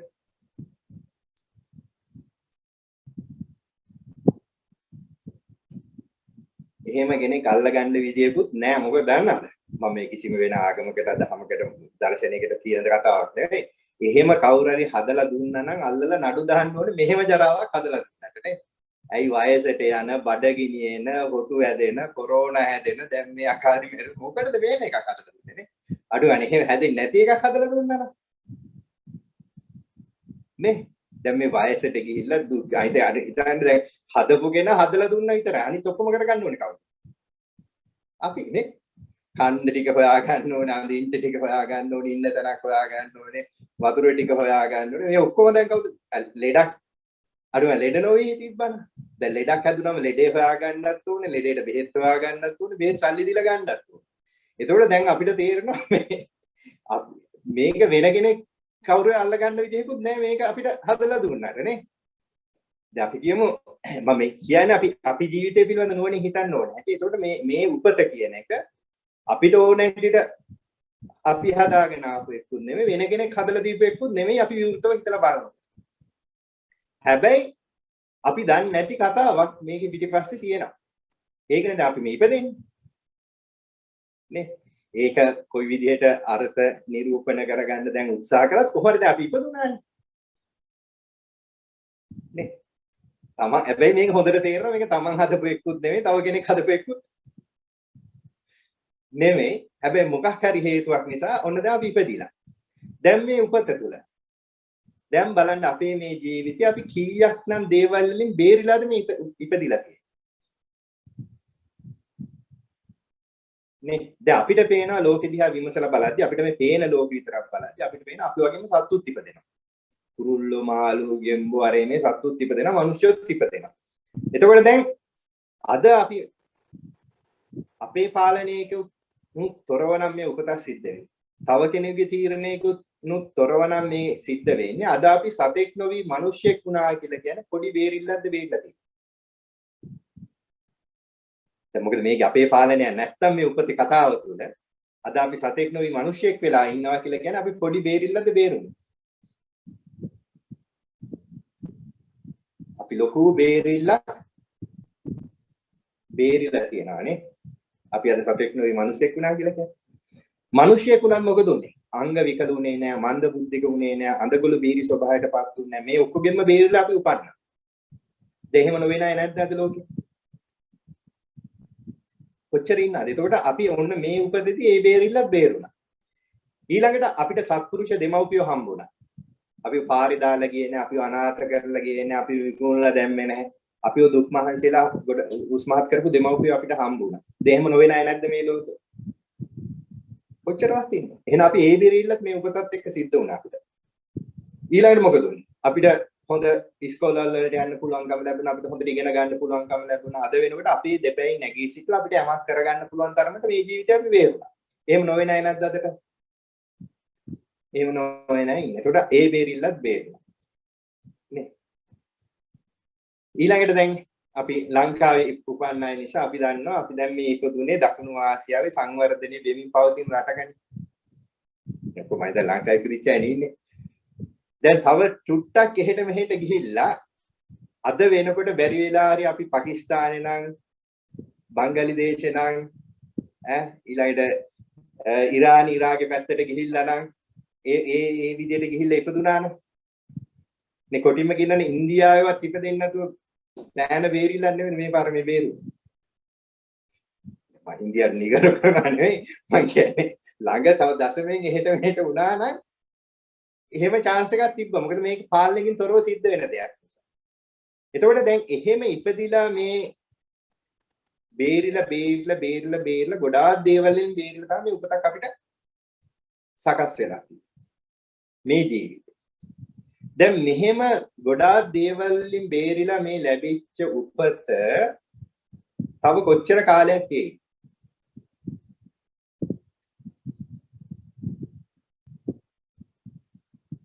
තව අවුරුදු 500ක් විතර ඉඳීද අපි?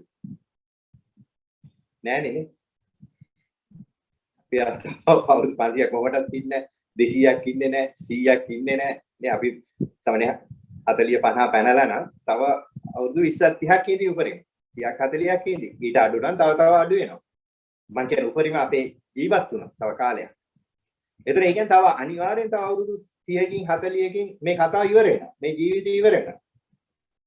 දැන් ඉවර වෙන එක නෙමෙයි මේකේ තියෙන ප්‍රශ්නේ. දැන් මේ ජීවිතේ උපන්නා වූ ආකාරය පිළිබඳ අපි හරියට දන්නේ නැති නිසා අපි කො මේ ජීවිතේ මැරිලා ගිහලා ආයෙ ඉපදෙනවනම් අඩුම ගානේ මේ බේරිල්ලවත් බේරිලා අපි ඉපදෙයි කියලා මොන හරි ගැරන්ටි එකක් තියෙනවා. අපි මේ දැන් බේරුණු ටිකවත් බේරෙයි කියලා.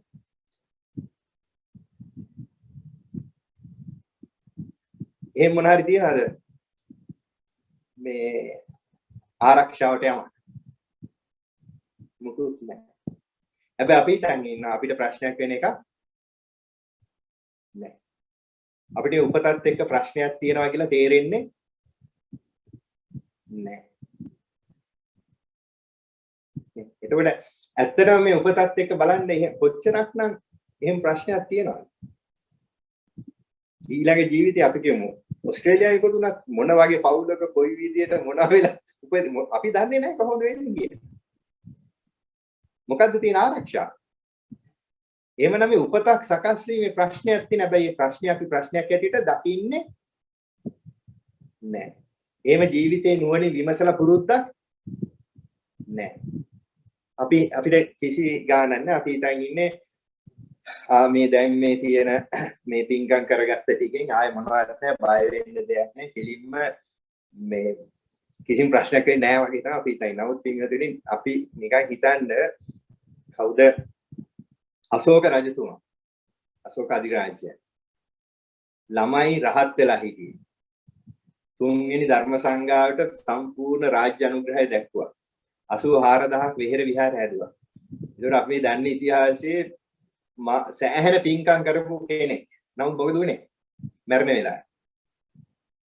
මරණ වෙලාව අර පවන් සැලසලා හිටපු කාන්තාව අතින් ඒ පවන්නත් ඔලු වැටලා ඒ වෙලාවේ කේන්ති ගිහිල්ලා ඒ කේන්තිගේ සිටින් මල සතිය පිඹුරෙක් වෙලා උපන්නා. එතකොට එච්චර පින්කම් කරලා මෙහෙම වෙලා ඒ කියන්නේ හිත හදාගෙන තිබ්බේ ඒ උපත ඊළඟට සකස් වෙතින් මහා පින්කම් කරන්නේ පින් බලෙන් සතිය ඒ මිටි එතන යාත්මින් ඒ ජීවිතේ චුත වෙලා සුගතිගාමී වුණා කියලා ධර්මයේ තුල සඳහන්. නමුත් අපාය ගියා. සතර අපායට මේ තිරිසන් යෝනික උපන්න. දැන් අපි එච්චර පින්කම් කරලා තියෙනවා. මොකද අපිට පවන් සලන්න කවුරුත් නැහැ කොහරි ස්පිරිතාලේ කියලා කටු ගැහුවොත් තමයි නේද? ඔක්සිජන් බට හරි කටු හරි ගහලා කොයි විදිය මරණයක් වෙයිද කියලා කවුද දන්නේ? යෝවත් එක කේන්ති ගිහලා හරි මොන හරි මලොත් එහෙම. දැන් අනතුරක් නැද්ද මේ උපත පිළිබඳ? ඊළඟ සකස් වීම පිළිබඳ එහෙම විශාල අනතුරක් තියෙන නමුත් පින්වතින් අපිට ගාන නැහැ. නේද? අපිට ගාන නැහැ. අපි ජීවිතේ ඇත්ත ප්‍රශ්න නුවණින් විමසන්නේ නැහැ. නේ? අපිට ඉතින් ඒ ගැන හිතනවට වඩා ප්‍රශ්න තියෙනවා නේ. අපිට ඉතින් ඊළඟ වාසි බිල් ටික ගෙවන්නේ කොහොමද? ඊළඟ දේවල් කරගන්නේ කොහොමද? එතකොට අපි ඔය සාමාන්‍ය එදිනෙදා ජීවිතයේ තියෙන ප්‍රශ්නත් එක්ක බලද්දී අපිට අමුතුවෙන් මේවා ගැන හිතන්න හැබැයි දැන් මේ අපි ආධ්‍යාත්මික මගකට යොමු වෙනකොට ඒ අවස්ථාව තමයි අපි ගන්න. දැන් අදයි මේ පින්වතුන් මේ බණ අහන්න අවස්ථාව දැන් වැඩ තියනවනේ ඕනද කරනවනේ. හැබැයි අපි පැයක් එකමාරක් හරි අපි මේ වෙන් කරගෙන අපි මේ උත්සාහ කරන්නේ අර අනිත්‍යය දකින්නට වඩා වෙන කෝණකින් මේ ජීවිතය පිළිබඳ දකින්න. මෙන්න මේක තමයි මේ අනතුර පිළිබඳ දැනගන්න අපිට තියෙන අවස්ථාව. අනතුර පිළිබඳ දැනගන්න අපි වෙලාව ගන්න එක. කියන්නේ ඒක වටිනවා. ඒක අතිශයින් වටිනවා. මේ අවස්ථාව ගන්න කෙනාට තමයි ප්‍රශ්නේ නිදහස් වෙන්න කලින් යාට මේ ප්‍රශ්නේ මොකක්ද කියලා ඉස්සෙල්ලා තේරුම් කරගන්න පුළුවන් අවකාශය සැලසෙන්නේ. ඊළඟ බුදුරජාණන් වහන්සේ දේශනා කරනවා ඔන්න අපිට කෙටියෙන් ඔය විදිහට උපත ගැන ඉතින් ඕක ගැන හිතන්න පින්වතුනේ මේකේ තියෙන අනතුරු තව තමයි පේන්න පටන් තමන් හිතන්න ඕනේ මේක. ඒක අපි මේ යෝනිසෝ මනසිකාරය කරනවා කියලා කියන බුදුරජාණන් වහන්සේ වදාළ පිළිවෙලට මේ ගැන හිතන්න පටන් ගන්නවා. මනස අසුරවනවා කියන එක. ඒතකොට තමයි අපිට මේ ප්‍රශ්නේ ඉස්මතු වෙවි එන්නේ. ඊළඟ බුදුරජාණන් වහන්සේ දේශනා කරන ජරාපි දුක්ඛ. ඒ කියලා කියනවා. ජරාවටපත් වීමේ ප්‍රශ්නයක් මේ ජරාවටපත් වීමේ ආරි සත්‍යයකට මේ ජීවිතේ යටත්. ජරාවට කියන වයසට යන ප්‍රශ්නයකට මේ ජීවිතේ යටත්. එන වයසට යෑමේ ප්‍රශ්නයක් මේ ජීවිතේ තියෙනවා කියන්නේ. දැන් අපිට වයසට යන එක ප්‍රශ්නයක්. දැන් අපිට වයසට යන එක ප්‍රශ්නයක්.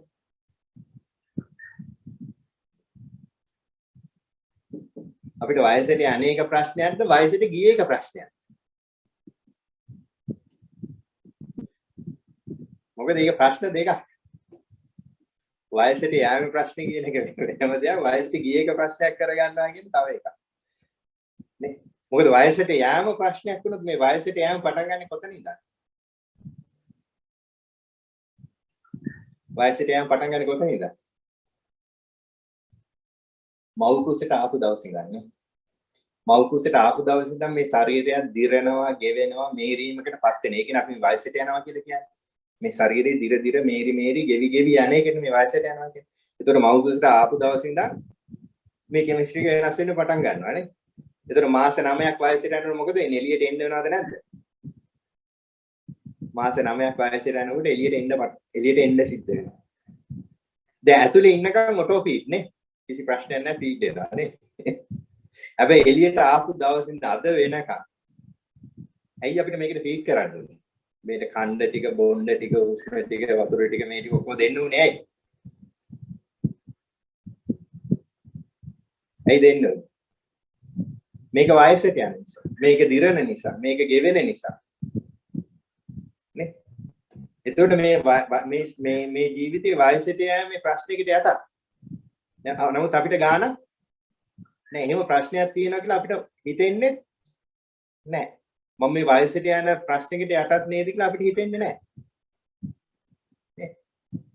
දැන් හිතලා තියෙනවද ඇයි ඇත්තටම ඉස්කෝලේ යන්න ඕනේ කියලා? ඇයි ඉස්කෝලේ යන්න ඕනේ? පාසල් යන්න ඕනේ ඇයි? පාසල් යන්න ඕනේ වයසට ගිය නිසානේ. අවුරුදු 5ක් වයසට යනකොට පාසල් දීලා දානවා අම්මලා අතර. මොකෝ අපි හරි ආසාවෙන් යද්දි ඉස්කෝලේ නෑනේ. මතකනේ නේ මරන්න ඇදගෙන යනවා වගේ තමයි පොඩි කාලේ.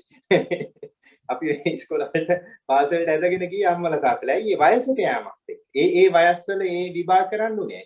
වයසට යෑමක් එක්ක. එක වයසක් පයින්න කලින් රස්සා හොයා ගන්නවා. තව වයසක් පයින්න කලින් කසාද බඳිනවා. තව වයසක් පයින්න කලින් ළමයි හදන්නවා. තව වයසක් පයින්න කලින් ගෙවල් හදන්නවා නේ. නැත්නම් වයසට ගියාට පස්සේ මොගේජ් එකක් ගන්න බෑනේ නේ. ඒ වයසට යන්න කලින් ඒ දේවල් කරන්න ඕනේ. එතකොට අපි දන්නේම නැතුව මේ වයසට යා මේ දවස ගෙවි මේ අනේකේ ප්‍රශ්නක අපිට වෙලා. ඊළඟට අපි සැලසුම් කරන වයසට ගියාට පස්සේ මෙහෙම ඉන්න වෙයි, රිටයර්මන්ට් ප්ලෑන්ස් හදනවා, පෙන්ෂන් එකකට කොහොමද සල්ලි එකතු කරගන්න කියලා බලනවා. මේ අපි දන්නේ නැතුව මේ හයක් දිරෙන, ගෙවෙන, මේරෙන එකේ බාහිර ප්‍රශ්න ටිකට අපි මේ සෑහෙන්න අපේ වචන වලින් දැන් ඔය සමාජي භාවිත වෙන වචන වලින් බිසි වෙලා ඉන්නේ. හැබැයි අපිට තේරෙන්නේ නැහැ ඒ ප්‍රශ්නේ අපි තුල ක්‍රියාත්මකයි කියලා. මේ වයසට යන ප්‍රශ්නයක් කියලා. මේක ඉතින් අපි අර කාර්ය බහුල වෙලා ඉන්න නිසා අපිට තේරෙන්නේ නැහැ. හැබැයි අපි අවුරුදු 60 65 පැනලා පෙන්ෂන් ගත්තකම මොකද වෙන්නේ? ඔන්න දැන් අපි අර දඟල හිටපු අපේ අර ස්කෝප් එකෙන් 185ක් විතර අයින් වෙලා දැන් පොඩි කෑල්ලක් ඉතුරු වෙන්නේ.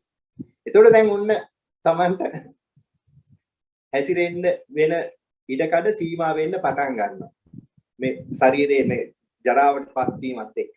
අර කලින් ගහපු රවුම දැන් ගහන්න බෑ. දැන් මොකද වෙන්නේ? තව ටිකක් වයසට යනවා. වයසට යන්න Tamanට හැසිරෙන්න තියෙන ඉඩකඩ සීමා වෙන්න පටන් ගන්නවා. කාලයක් යනවා අපිට වත්තයි ගෙදරයි විතරයි. හැසිරෙන්න තියෙන වයසට ගියාට පස්සේ.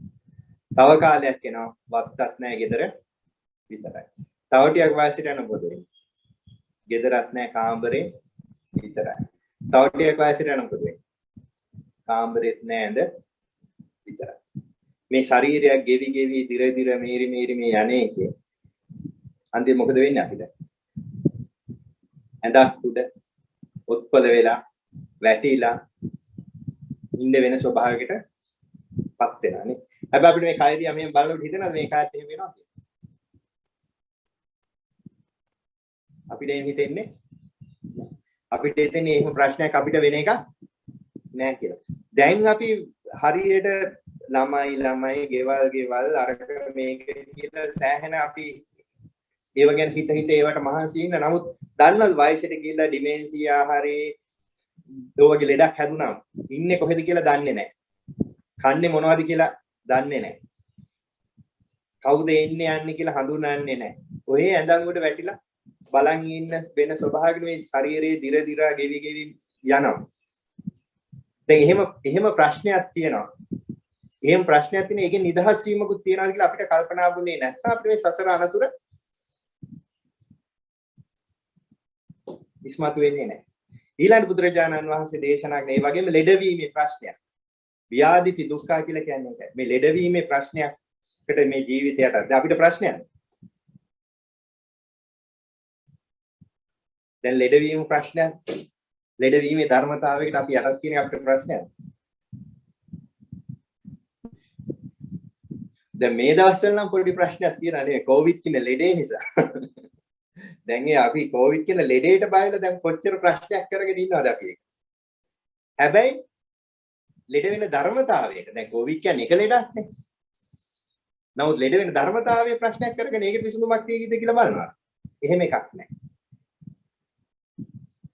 නමුත් අපි හිතන් ඉන්න අපිට කිසි ලෙඩක් වෙන එකක් නෑ කියලා අපි හිතාගෙන කටයුතු කරන අපි මේ ප්‍රශ්නේ අපේ ජීවිතය තුළ දකින්නේ නැහැ. බුදුරජාණන් වහන්සේ මේ ජාති ජරා ව්‍යාධි මේ කරුණ වලින් මේ ජීවිතේ ඇත්තටම වෙන දේ ගැනයි මේ කල්පනා කරන්නේ. මේ ප්‍රශ්නයක් අපිට විවෘතයි නේද? මේ ප්‍රශ්නයකට අපේ ජීවිතේ යටත් නේද? ඇයි මේකට මේවයි නිදහස් වීමක් තියනවාද කියලා කල්පනා කරන්නේ නැත්තේ? මොකද අපි අර සැපය සත්‍ය කරගෙන මේ සැපේ පස්සේම යනවා වෙනුවට ජීවිතේ මෙන්න මේ දුක කියන දේ සත්‍යයක් හැටියට දැක්කොත් තමයි ඒයින් නිදහස් වීමක් තියනවාද කියලා කෙනෙක් කල්පනා කරන්නේ. ඒකයි මේ ගැන විමසන්න කියන්නේ. මේකට විසඳුමක් තියනවාද? මේක කොහොමද ප්‍රශ්නයක් හැටියට අපි දකින්නේ කියන එක. ඊළඟ බුදුරජාණන් වහන්සේ දේශනා කරන මරණම්පි දුක්ඛ මරණය කියලා ප්‍රශ්නයක් තියෙනවා. දැන් අපිට මරණයේ ප්‍රශ්නයක්. දැන් මරණය කියන එක අපේ ප්‍රශ්නයක් නෑනේ. අපිට එහෙම මේ ලොකු ප්‍රශ්නයක් හැටියට තේරෙන්නේ නෑනේ. ඇයි ඒ තේරෙන්නේ නැත්තේ? ඒක ප්‍රශ්නයක් හැටියට. අපි හිතන් ඉන්නේ අද හෙට අපි මැරෙන එක නෑ කියලා නේ. තව කොච්චර කාලෙකින් මැරෙයි කියලා හිතන්නේ. බොහෝ දෙනෙක් හිතන් ඉන්නේ අමරණීයයි කියලා. ඒ කියන්නේ මැරෙන එකක්ව නැති වෙන්නේ. මරුණත් අද හෙට නෙමෙයි තව අවුරුදු 500කින් 1000කින් මැරෙයි කියලා තමයි අපි හිතන්නේ. නමුත් කවුද දන්නේ? කවදා කොතන කොයි විදියට මේ ජීවිතේට සමු දෙන්න වෙයිද කියලා. නේ? දන්නේ නැහැ. ලංකාවේ ජනගහනේ මේ දැන් මේ දවස්වල ටිකක් ඔය මරණය ගැන අපිට දැනනවා. මොකද හැමදාම ගණන් කියනවා නම් මෙච්චරක් මැරුණා මෙච්චරක් මැරුණා කියලා. අද 60ක් කොවිඩ් නිසා මැරුණා කියනවා. ඊයේ 50ක් කොවිඩ් නිසා. දැන් ටිකක් මේසෙටිය මේ මැරෙනවා කියන පොඩ්ඩක් දැනන ගැති කියනවා කියලා මම හිතනවා. නමුත් මේ ලංකාවේ සාමාන්‍ය ජනගහනේ දවසට මිනිස්සු 400ක් මැරෙනවා. මේ කොවිඩ් ඇතත් නැතත් ඇවරේජ් එක දවසට 400ක් මිනිස්සු මැරෙනවා. වයස් ભેදයක් නැහැ, කුලමල ભેදයක් නැහැ, පළාත් ભેදයක් නැහැ, තරාතිරම් වල ભેදයක් නැහැ.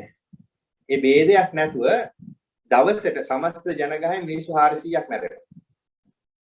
හැප්පිලා මැරෙනවා 10ක් 12ක් හැමදාම.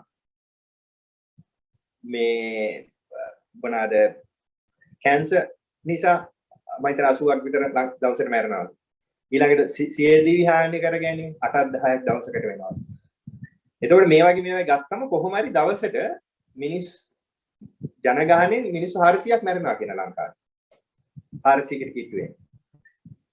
ඒ කියන්නේ ඊයේ 400ක් මැරුණා, පෙරේද 400ක් මැරුණා, ඊට ඉස්සෙල්ලා 400ක් මැරුණා, ඊට ඉස්සෙල්ලා 400ක් මැරුණා. හැමදාම 400 ජනගහණය අඩු වෙනවා. ඒ කියන්නේ මොකද්ද?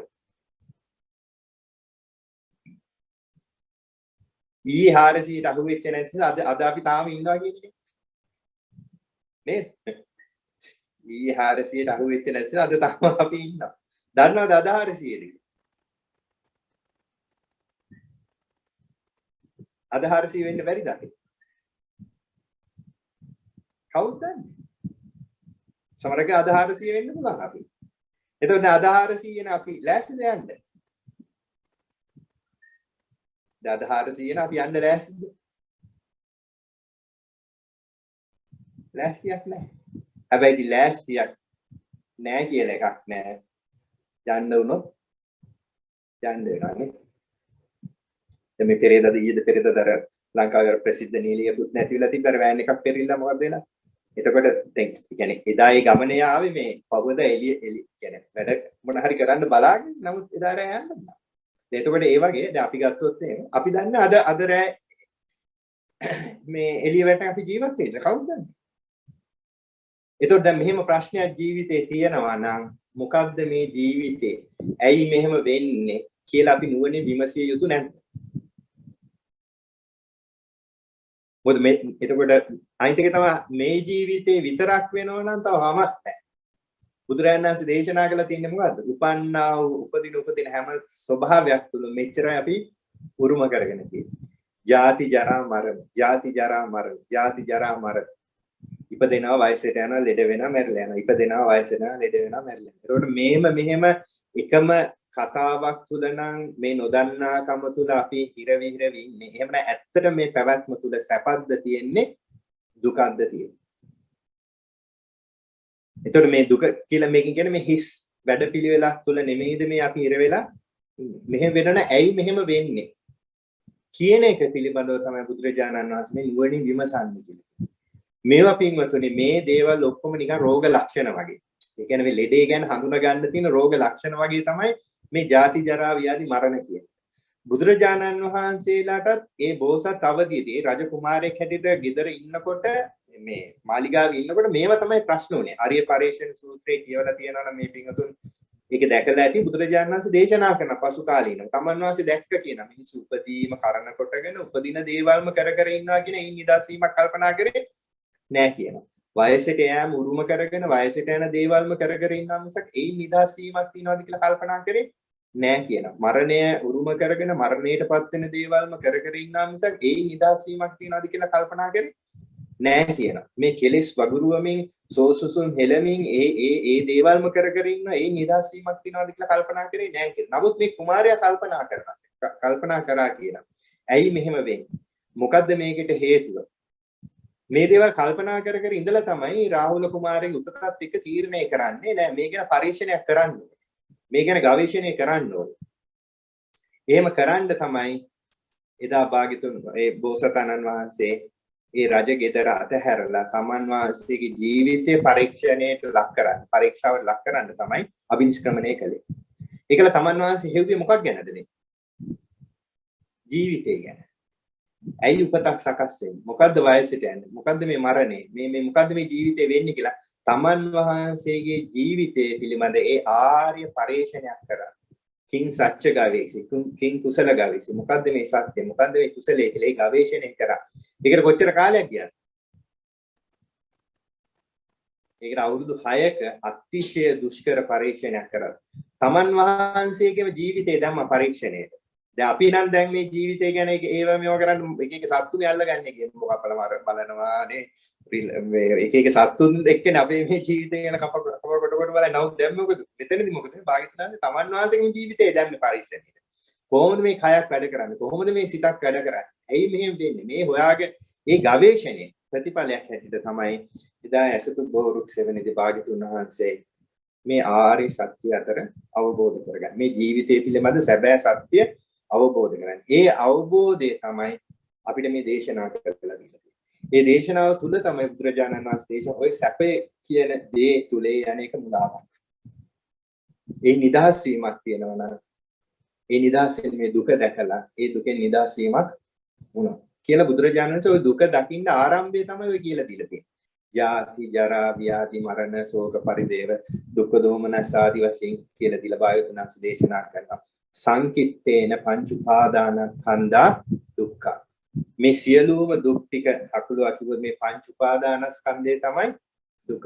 එහෙමනම් මේ පංච උපාදානස්කන්ධයක් සකස් වීම තමයි මේ සසර තියෙන අනුතුර.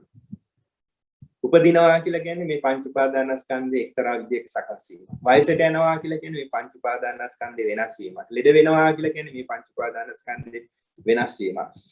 අප්‍රිය දේවල් එක්ක එක්කව වෙනවා ප්‍රිය දේවල් වලින් වෙන් වෙන්න සිද්ධ වෙනවා. කැමැති දේ කැමැතිට ඉෂ්ට නොවෙන්නේ මේ ආදී ඔක්කොම තැන්වලදී මොකද වෙලා තියෙන්නේ?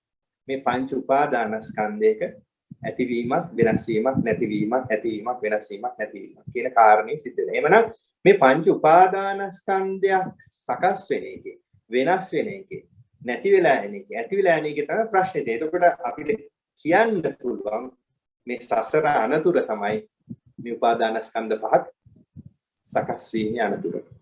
මේ කොයි විදිහට සකස් වෙනවද කියලා කියන්න දන්නේ නැහැ. මේක එක වෙලාවක සකස් වෙන අපායේ නිරසත්වයක් කියලා දුක් විඳින්න. තව වෙලාවක සකස් වෙනවා තිරිසන් ලෝකයේ තිරිසන් සත්වයක් හැටියට උපදින්න. තව වෙලාවක මේ මනුෂ්‍ය ලෝකේ දැන් මේ ඉපදුනාගේ ඉපදෙන්න. තව වෙලාවක දිව්‍ය ලෝක කියලා ආපු මේ කොහෙ ගත්තත් මේ සකස් වෙලා තියෙන මොකද්ද? පංච උපාදානස්කන්ධය. එතකොට මේ පංච උපාදානස්කන්ධය සකස් වෙන වැඩපිළිවෙල තමයි බුදුරජාණන් වහන්සේ දුක්ඛ සමුදය හැටියට මේ සමුදය ආර්ය සත්‍යයෙන් අපිට දේශනා කරලා තියෙන්නේ. ඒ සකස් නොවීමක් තියෙනවා නම් ඒ සකස් නොවීම සිද්ධ වෙන්න ආකාරය දුක්ඛ නිරෝධ ආර්ය සත්‍යයට අපි දේශනා කරලා තියෙන්නේ.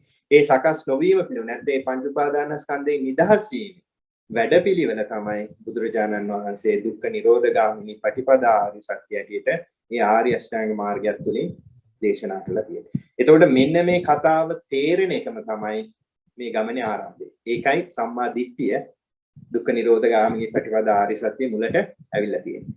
කියන්නේ ප්‍රශ්න තේරෙනවා, ප්‍රශ්න ඇති වෙන හැටි තේරෙනවා, ප්‍රශ්නේ නිදහස් වෙන හැටි තේරෙනවා, නිදහස් වෙන්න මේකයි කරන්න ඕනේ කියන එක තේරෙනවා නම් ඒකම තමයි මේ මාර්ගයේ ආරම්භය. ඒක තමයි මේ සසරේ අනුතුරෙන් නිදහස් වෙන්න පටන් ගන්නා වූ ප්‍රතිපදාව හැටියට බුදුරජාණන් වහන්සේ දේශනා කළා තියෙනවා. ඉතින් පින්වතුනි මේ සසර අනතුර ගැන අපිට මේ කාලේ වේලාවේ හැටියට මේ මතක් කරලා දෙන්න තියෙන්නේ මෙන්න මේ චතුරාර්ය සත්‍ය ධර්මයේ ගැන නොදැනීමමයි මේ තියෙන අනතුර. මේ තියෙන අනතුර. මොකද අපි දුක සත්‍යයක් හැටියට පිළි අරගෙන දුකෙන් නිදහස් කරන්න උත්සාහ නොකරන තාක් කලක් මොකද කරන්නේ? සැප සත්‍යයක් කියලා හිතාගෙන සැප පස්සේ හඹාගෙන යනවා. ඉතින් හිතනවාද ජීවිත කීයක් සැප පස්සේ හඹාගෙන යන්නද කියලා? කෙලවරක් නැහැ. ඒක කෙලවරක් කරන්න බෑ. බුද්ධ ශාසන කීයක් අපිට අතහැරලාද කියලා අපි දන්නවද? කියන්නේ අපේ මේ ගෞතම බුදුරජාණන් වහන්සේ පාරමී පුරණ කාලේ. ඒ කියන්නේ අර මාතුපෝස කියන්නේ පළවෙනි මේ අම්මගේ විවරණ ගත්ත දවසේ ඉඳන් බුද්ධත්වයේ දක්වා පාරමී පුරාගෙන එන කාලේ බුදුරජාණන් වහන්සේලා හම්බෙලා තියනවා කියන කොච්චරද? බුද්ධ ශාසන. අහලා තියෙනවද?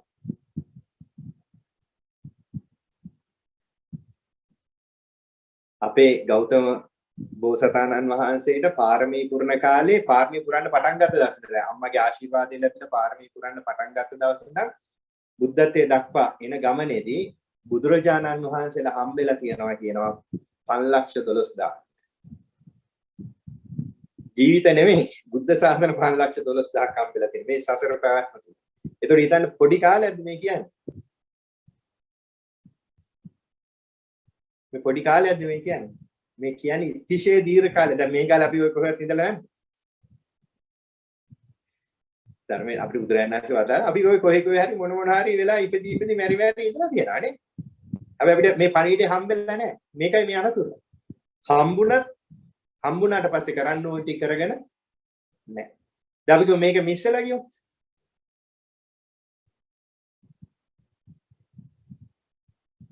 දැන් මේ පංච උපාදානස්කන්ධයක් හැදෙන වැඩ පිළිවෙල තේරුම් අරගෙන ඒකේ නිදහස් වීමක් උනේ නැත්තම්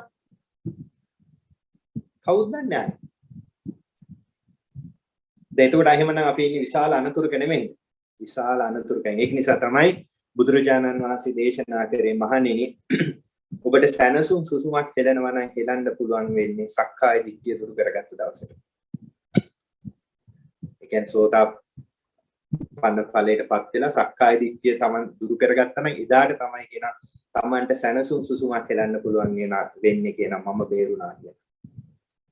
දෙන්නම් බේරුණා කියලා සැනසුම් සුසුමක් හෙලන්න පුළුවන් වෙන්නේ සෝතාපන්න වුණ දවසට. ඒ කියන්නේ සක්කාය දිට්ඨිය දුරු කරගත්ත දවසට. මේ වෙනකම් පින්වතුනි අපි ඉන්නේ අනුතුලේ. මේ පෘථග්ජන භාවයේ තුල ඕන වෙලාවක අපිට සතර අපාය දොරටු විවර වෙලා ඉන්නේ. ඉතින් ඒක නිසා අපිට මේ දුර්ලභ බුද්ධ ශාසනයක් ලැබිලා තියෙන්නේ. ඒ දුර්ලභ බුද්ධ ශාසනය තුල අපිට මේ භාග්‍යතුන් වහන්සේගේ පණිවිඩය තේරුම් කරගන්න පුළුවන් මනුෂ්‍ය ජීවිතයක් මේ විදිහට ලැබිලා තියෙනවා. අපිට බුදුරජාණන් වහන්සේ කියන දේ තේරෙනවා. අපිට අනතුරක් තේරෙනවා. ඒකෙන් නිදහස් වෙන්න උවමනාවක් අපි තුල ජනිත වෙනවා. ඒකට අපි යම් උත්සාහයක් දරනවා. එහෙමනම් අපි ලොකු ලාභයක් අපිට හම්බෙලා තියෙනවා මේ සසර අනතුරෙන් නිදහස් වෙන්න. ඒකට අපිට තියෙන එකම ආලෝකය බුදුරජාණන් වහන්සේ වදාළ මේ ශ්‍රී සද්ධර්මයේ මේ භාග්‍යතුන් වහන්සේගේ පණිවිඩය අසා දැනගෙන ඒකට අනුව අපි ධර්මයේ හැසිරුණොත් අපිටත් මේ ජීවිතේ සැනසුම් සුසුමක් හෙලන්න පුළුවන් තැනට අපේ ජීවිතය ලං කරගන්න පුළුවන්. ඒකට මේ හැම දිනාටම වාසනාව සැලසේවා කියන මෛත්‍රී චේතනාවෙන් යුක්තව අද දහම් අනුශාසනාව අපි මෙතනින් સમાપ્ત කරනවා. ඉතින් අපි පොඩි වෙලාවක් විනාඩි 8ක විතර වෙලාවක් තියෙනවා අපිට මතක් කර පරිදි යම් දහම් ගැටලුවක් තියෙනවා නම් සාකච්ඡා කරන්න. දැන් එහෙමනම් ඒකට වෙලාව. තෙරුවන් සරණයි ස්වාමීන් වහන්සේ.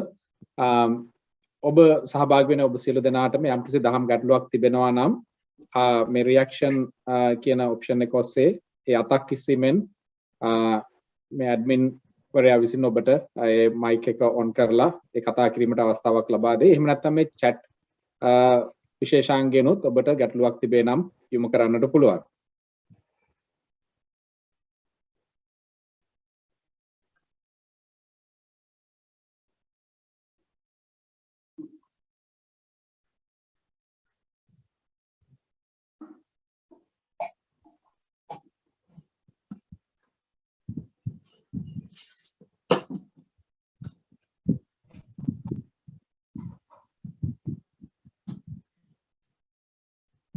මේ අවස්ථාවෙන් ප්‍රයෝජනයක් ගන්නට කවුරු හරි සූදානම් වෙලා සිටිනවද? සමිනාස මේ යම් කෙනෙක් සූදානම් නම් ඒ අතර පොඩි පැනයක් අහන්නට සිටිනවා. දැන් ස්වාමිනාස අපි ඔබ වහන්සේ ධර්මදේශනාවේ සඳහන් කළා වගේම අපි ඉපදීම ගැන අපිට මතකයක් නැහැ, කලින් ආත්මයක් කලින් ජීවිතයක් ගැන මතකයක් නැහැ. යම්කිසි කෙනෙක් ඒක තර්කයක් වෙන්න පුළුවන් එක විදිහක අපි මේ ජීවිතේ යම්කිසි සැප අපි ලබනවා. ඒක මං හිතන්නේ ලෞකික වශයෙන් හැමෝම ඒ එදිනදා ජීවිතේ කරන කර්තව්‍යයන් තුර යම්කිසි සැපක් ලබනවා. ඉතින් එතකොට අපිට දැන් පහුගිය ආත්මයක යම්කිසි අපහසුතාවයන් දුක් විඳා ඒ වගේ දෙයක් වුණා නම් අපිට ඒ ගැන කිසිම මතකයක් නැහැ දැන්. එතකොට මේ ජීවිතෙත් අපි මේ විදිහට ඉඳලා ලබන ආත්මයකට ගියොත් අපිට ආයෙත් මුලින් ඉඳන් ඔක්කොම පටන් ගන්නවා. ඒක නිසා මේ වෙච්ච දේවල් අදාළ නැහැ කියන තර්කයක් හරි එහෙම දෙයක් කවුරු හරි කිව්වොත් ඒ ගැන කොහොමද පැහැදිලි කරන්න පුළුවන් ස්වාමීන් වහන්සේ? නෑ ඒක තමයි දැන් අපි අර කතා කරේ ඒක දැන් අපිට මේ ජීවිතේ වුණා දැන් ඉතින් මේ සැපද විඳින්නේ. දැන් මේ ජීවිත උනත් අපි කියමු දැන් මේ ජීවිතේ ડોක්ටර් කෙනෙක් කියලා. දැන් මේ ජීවිතේ ડોක්ටර් කෙනෙක් වෛද්‍යවරයෙක් වෙන්න දැන් උපන්න ගමන් බබා වෛද්‍ය වුණාද නැහැ. එහෙමයි. මොකද උනේ? ඉස්කෝලේ ගියා පාඩම් කරා ලොකු මේවා කරලා කැපවීම කරලා තමයි අපි කොහොම මේ ජීවිතේ අපි කියමු වෛද්‍යවරයෙක් වුණා. දැන් හරි වෛද්‍යවරයෙක් වුණා කියලා මේ ජීවිතය අමුතු සැපයක් හම්බුණාද? මම මේ උදාහරණයක් කියන්නේ. නේ එයාත් අර විදියටම මේ හම්බ කරලා උයාගෙන කාලා ඒ ටික කරලා බිල් ටික ගෙවලා ඒ ටික මේවා කරලා ඒක ඒ කියන්නේ ඒ දේ තුල ඔන්න මහන්සි වෙන්න උනා. ඊළඟට මොකද එයාගේ ජීවිතේ දැන් වෛද්‍යවරයෙක් වුණා කියලා වයසට යන එක නතර වුණාද? ලෙඩ වෙන එක නතර වුණාද? ඒ වෙච්ච වෙහෙස නතර වුණාද නැහැ. ඒ ටිකම වුණා. හරි ඒ ඔක්කොමත් එලා අපි ඒ කිසි කරදරයක් නෑ. දැන් මැරිලා ගියා කියන්නේ. දැන් මැරිලා ගිහිල්ලා ආපහු ඊළඟ ජීවිතේ දැන් වෛද්‍යවරයෙක් වුණා. මේ වෛද්‍යවරයෙක් වෙන පවුලක ඉපදුනා කියමුකෝ. දැන් ඒ බබා දැන් මේ ටිකම ආපහු කරන්න ඕනේ නැහැ. එහෙමයි. දැන් මෙහෙම කර කර යන්නේගේ තේරුමක් තියනවාද කියන එකයි තියෙන ප්‍රශ්නේ. මේකෙන් නිදහස් වීමක් තියනවා නම් ඒ දැන් ඒ කියන්නේ මේ ජීවිතේ දැන් ඒකයි මේ දැන් තියෙන්නේ මේ උපාදානස්කන්ධ පහ සකස් වෙන එකේ ප්‍රශ්නේ කිව්වේ ඒකයි. දැන් මේ දුක කියන එක බුදුරජාණන් වහන්සේ අවබෝධ කරගන්න කිව්වේ එහෙමයි. කෙනෙක් දුක අවබෝධ කරනවා කියලා කියන්නේ පංච උපාදානස්කන්ධය අවබෝධ කරා කියන එක. එතකොට තමයි ඇත්තට මේ සසර තියෙන භයානකකම හරි සසර තියෙන නිරර්ථකකම හරි අර්ථයක් නැතිකම හරි මේකේ තියෙන ඵලයක් කියන්නේ ඇති මේ ප්‍රයෝජනයක් නැතිකම හරි ආ දකින්නේ මේ උපාදානස්කන්ධ පහක් සකස් වීමේ ප්‍රශ්නය දැක්කොත් විතරයි. නැත්තම් එයාට මේකේ හරයක් තියෙනවා කියලා දෙයකට තමයි යන්නේ. ඒතකොට එයා වෛද්‍යවරයෙක් වුණත් ඉංජිනේරුවෙක් වුණත් කිසිම ලෙඩක් දුකක් නැත්. මොකද්ද මේකේ නතර වෙන්න තියෙන තැන? මොකද්ද මේකේ තියෙන ආරක්ෂක භූමිය? මොකුත් නැහැ. ඇයි මේක වෙනස් වෙනවා? වෙනස් වෙන රූපේ වෙනස් වෙනවා, වේදනා සංඥා සංකාර විඥාන මේවා වෙනස් යනවා. ඒතකොට මේ වෙනස් වී යන්නේකේ තියෙන හිස් බව තමයි මෙතන දුක කියලා හිස්මත් වෙන්නේ. එහෙමයි. ඒ නිසා කොයි භවයක කොයි පුතනත් එකම ටික තමයි වෙන්නේ ඉතින් යන්නේ. ඉතින් ඒකට අපේ තියෙන ඡන්දයක් තියෙන නිසා තමයි අපි මේ පැවැත්ම තුල හිර වෙලා ඉන්නේ. ඒකයි එකෙන් කියන්නේ. පැහැදිලි.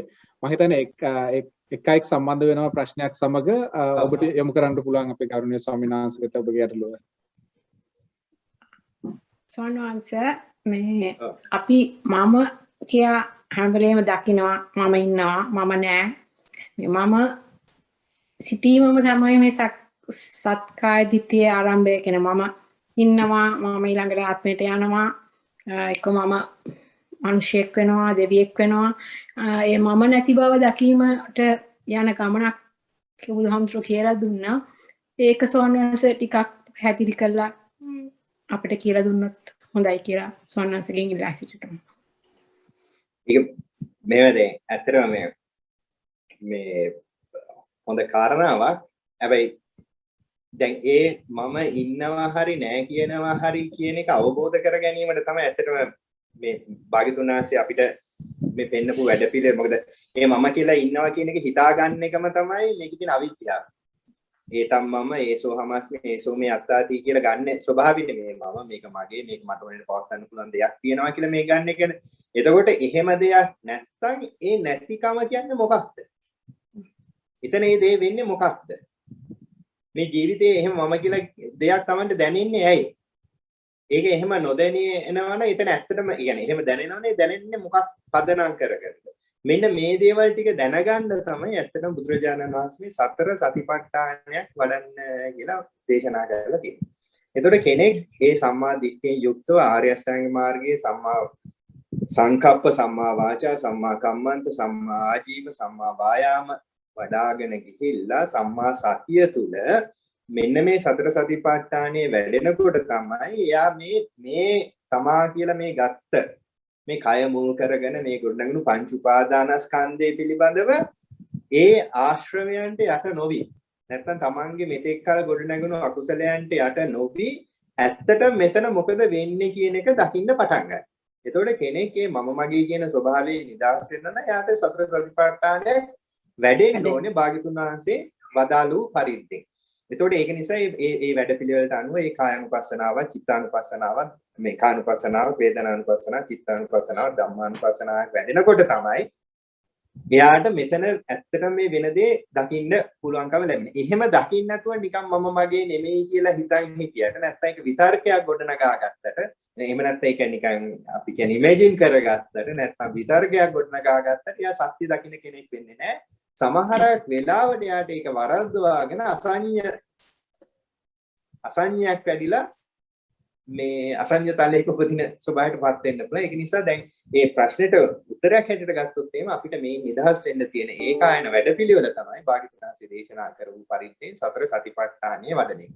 ඒතර මේ සතර සතිපට්ඨානය වඩනවා කියන තැනදී ඒකට බුදුරජාණන් වහන්සේ වැඩෙන්න උන පසුබිමක් දේශනා කරනවා. ආතාපි සම්පජානෝ සතිමා විනේය ලෝකේ අවිජ්ජා දෝමනස්සං කියන ඒ පසුබිම තුල, ඒ කියන්නේ කෙලෙස් තවුණු තව කුවීරකින් යුක්තව, සතිමත් භාවයකින් යුක්තව, සම්පජාඤ්ඤයෙන් යුක්තව මේ උපාදානස්කන්ධ ලෝක මුල් කරගත්තේ ලෝකයේ තුල අවිජ්ජා ව්‍යාපාද දුරු කරමින් දුරු වෙන පසුබිමක ඉඳන් එයා මේ කය අනුව කය දිහා බැලිය යුතුයි. කියන්නේ බුදුරජාණන් වහන්සේ පෙන්නලා දීපු විදිහට ඒ කර්මස්ථාන 6ක් එතන දේශනා කරනවා. ආනාපාන සතිය, මේ ඉරියාපත, සති සම්පජාඤ්ඤය, පටික්කුල මනසිකාරය, ධාතු මනසිකාරය, නවසීවිතිකය කියලා ඔය මොනියම් හෝ කර්මස්ථානයක් අරගෙන ඒ ඔස්සේ මේ කායනුපස්සනාව වඩන්න පටන් ගන්න ඕනේ. ඒ පටන් ගන්නකොට අර කියන හැටියට අජ්ජත් බාහිර හැටියට, සමුදය වය හැටියට එයා මේ සතිපට්ඨානය පූර්ණ වශයෙන් වැඩෙනකොට තමයි ඔන්න රූපය අවබෝධ කරන්න පටන් ගන්නවා. වේදනා සංඥා සංකාර අවබෝධ කරගනිමින් විඥානය අවබෝධ මේ පංච උපාදානස්කන්ධේ ඒ ස්වභාවය අවබෝධ කරන්න පටන් ගන්න ඒ පුහුණුව තුළ. එතකොට තමයි යා දන්නේ මේ මම මගේ කියන එක කොයි විදිහටද ඒ සංකල්පනාව ගොඩ නැගින්නේ කියන එක. එයායි ධර්මයේ දකිනවා කියන්නේ ඒක. ඒක නිසා ඒකට තියෙන දේ තමයි අපිට භාග්‍යවතුන් වහන්සේ දේශනා කරා වූ පරිද්දෙන් සතර සතිපට්ඨානය වැඩි යුතුයි. මොමිසෝති ස්වාමීන්. නම් මම හිතන්නේ වැඩසටහන දැන් වෙලාව. එහෙමයි මම හිතන්නේ තව ප්‍රශ්න ඇති ඔබට. නමුත් අවාසනාවකට වගේ අපිට වෙන් කරන්න පුළුවන් කාලය මෙපමණයි. නමුත් ඒ වගේම කියන්න කැමති ඔක්තෝබර් මාසයේ අවසාන වෙනතුරු අපි සෑම ඉරිදාවකම මේ වෙලාවට සවස් 6:30ට පමණ මේ වැඩසටහන දිවයිනේ විචිත්‍ර ධර්ම කතික ධර්මදර ස්වාමීන් වහන්සේලා සමග පවත්වනවා. ඔබට ඇති ගැටලු අද උන්වහන්සේට යොමු කරන්න බැරි වුණොත් එහෙම ඊළඟ සතියක ඔබගේ ධර්ම ගැටලු වලට විසඳුම් ලබා ගැනීමට හැකියාව ලැබෙනවා. ඉතින් කාලයත් සමග සටනක අපි යෙදෙන නිසා අපි පුණ්‍යානුමෝදනාව වෙත යොමු වෙන්නටයි බලාපොරොත්තු වෙන්නේ. විශේෂයෙන්ම සඳහන් කරන්නට ඕනේ අද මේ වැඩසටහනට විශේෂ අනුග්‍රහයක් දක්වුවේ වෛද්‍ය දිල්රුණි පල්ලෙවත්ත මහත්මිය. ඒ එතුමියගේ පරලෝ සැපත් දෙමව්පියන් හට පියා ඉංජිනේරු ඩයමන්ඩ් පල්ලෙවත්ත මහතා, මෑණියන් වහන්සේ පාඨශාලාචාර්ය ජොයිස් කමලා පල්ලෙවත්ත මෑණියන්, ඒ වගේම මීට සුළු කාලයකට පෙර පරලෝසපත් කමලා උඩවත්ත මැතිණිය සහ ඥාතීන් වන පරලෝසපත් පද්මිනී ජයසිංහ සහ රුචිර චන්ද්‍රසේකර යන මේ සියලු දෙනාට මේ කුසල් හේතු කරගෙන මේ ධර්ම දානය නිසා ඇති වූ කුසල් හේතු කරගෙන මේ සසරින් අත් මිදෙන්නට ලැබේවා කියලා එතුමිය ප්‍රාර්ථනා කරනවා. එසේනම් අපි යොමුමු ගෞරවනීය ස්වාමීන් වහන්සේට පුණ්‍යානුමෝදනාව සඳහා. අවසරයි ස්වාමීන් වහන්සේ. හොඳයි. එහෙමනම් අද විශේෂයෙන් මේ සිඩ්නි නුවර වාසය කරන මේ කැම්ප්බෙල් ටවුන් එකේ වාසය කරන පින්වතුන් විසින් ඒ අභිනවයෙන් සංවිධානය කරගන්නට යෙදුණු ආරම්භ කරන්නට යෙදුනේ සදහම් සෙවන බෞද්ධ මධ්‍යස්ථානයේ මුල් කරගෙන ඒ දහම් දේශනා වැඩසටහන් මාලාවේ ඒ පළවෙනි ධර්ම දේශනාව අද මේ විදිහට සිද්ධ වුණේ. ඉතින් අපි මේ වෙලාවේදී මේ රැස් කරගත්තා උදාහරතර පුණ්‍ය ශක්තිය ධර්ම දානමේ වශයෙන් භාග්‍යතුන් වහන්සේ ඒ දානයන් අතර උතුම් දානයේ හැටියට දේශනා කොට වදාළ ධර්ම දානමේ පින්කමක් මේ සිද්ධ වුණේ. ඉතින් ඒ ජනිත සියලුම පුණ්‍ය ශක්තියින් කුසල ශක්තියින් අපි පළමු කොටම අපවත් ශාසනය ලෝකයට ආරක්ෂා කරන්නා වූ සියලුම සම්‍යක් දෘෂ්ටික දේවතා මණ්ඩලයන්ට අපි මේ පින අනුමෝදන් කරමු. විශේෂයෙන් ඒ සදහම් සෙවන බෞද්ධ මධ්‍යස්ථානයේ මුල් කරගෙන සිටින සියලුම සම්‍යක් දෘෂ්ටික දේවතා මණ්ඩලයන්ට ඔබ හැම දෙනාගේ ඉෂ්ට දේවතා මණ්ඩලයන්ට සක්‍ර දේවේන්ද්‍රයන් සතර මහා දේව රජවරුන් ප්‍රධාන පින්කම් සියලු දේවතා මණ්ඩලයන්ට මේ පින් අනුමෝදන් කරමු. දෙවියෝ සතුටු සිටින් මේ පින් අනුමෝදන් වෙත්වා. මේ පින් අනුමෝදන් වීමෙන් දෙවියන්ගේ යස ආශ්චර්යයන් වඩාත් වර්ධනය කරගනිමින් දෙවියෝ තුතුම් චතුරාර්ය සත්‍ය ධර්මයේ වහවහ අවබෝධ කරගනිත්වා. අපවත් ශාසනයත් ලෝකයක් চিරාත් කාලයක් ආරක්ෂා කරත්වා. විශේෂයෙන් මේ පින්වත් හැම දිනාටම දෙවියන්ගේ දැහැමි රැකවරණයෙන් නොමදව සලසා දෙත්වා කියන මෛත්‍රී චේතනාවෙන් යුක්තව සියලු දේවතා මණ්ඩලයන්ට පින් අනුමෝදන් කරමු. එත්තාවතා චම්මේහි සම්පදම් පුඤ්ඤ සම්පදං සබ්බේ දේවා අනුමෝදන්තු සම්ප සම්පatti සිද්ධියා. එත්තාවතා චම්මේහි සම්පදම් පුඤ්ඤ සම්පදං සබ්බේ දේවා අනුමෝදන්තු සම්ප සම්පatti සිද්ධියා. එත්තාවතා චම්මේහි සම්පදම් පුඤ්ඤ සම්පදං සබ්බේ සත්තා අනුමෝදන්තු සම්ප සම්පatti සිද්ධියා.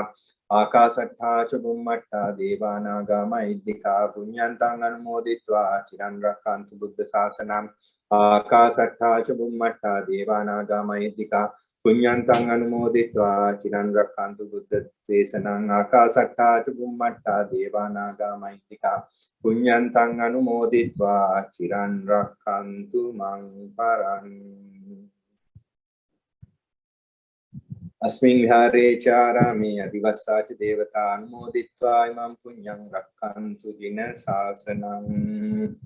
දේවගේ මේ රැස් කරගත්තා උදාහරතර පුණ්‍ය ශක්තිය විශේෂයෙන් අප නමින් මිය පරලොව ගියා වූ අපෙන් පින් බලාපොරොත්තු වන්නා වූ යම්තාක් මියගේ දෙමව්පියෝ ඥාති පිරිසක් නැත්නම් ඒ සෑම සිළු දෙනාම අපි අරමුණු කරගෙන මේ පින් අනුමෝදන් කරමු. විශේෂයෙන් අද ධර්ම දේශනාව සඳහා ඒ අනුග්‍රහය දක්වන්නට යෙදුනේ වෛද්‍යතුමියගේ ආදරණීය මාපිය දෙපළ ප්‍රධාන ඒ පවුලට සහ සම්බන්ධ වෙනා මිය පරලොව ගියා වූ යම්තාක් ඥාතීන් නැත්නම් ඒ සෑම සිළු දෙනාටම සහභාගීලා සිටින්නා වූ හැම දෙනා ඇතුළු ඔබ අප හැම දෙනා නමින් මිය පරලොව ගියා වූ පින් බලාපොරොත්තු වන්නා වූ යම්තාක් ඥාතීන් නැත්නම් මියගේ ඒ සෑම සිළු ඥාතීන් මේ පින දැක සතුටු සිටින් අනුමෝදන් වෙත්වා.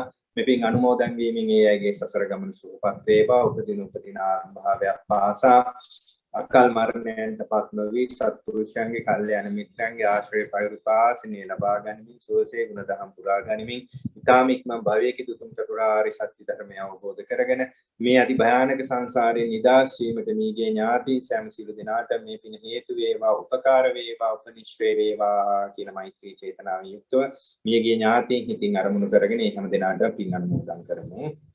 ඉදම්මේ ඥාතීනං හෝතු සුඛිතා හොන්තු ඥාතයෝ. ඉදම්මේ ඥාතීනං හෝතු සුඛිතා හොන්තු ඥාතයෝ. ඉදම්මේ ඥාතීනං හෝතු සුඛිතා හොන්තු ඥාතයෝ. සත්පුරුෂ ආශ්‍රය කල්යාණ මිත්‍ර සේවනයේ ප්‍රාර්ථනා කරගනිමු. ඉමිනා පුඤ්ඤ කම්මේන මාමේ බාල සමාගමෝ සතං සමාගමෝ හෝතු යාව නිපාන පත්‍තියං.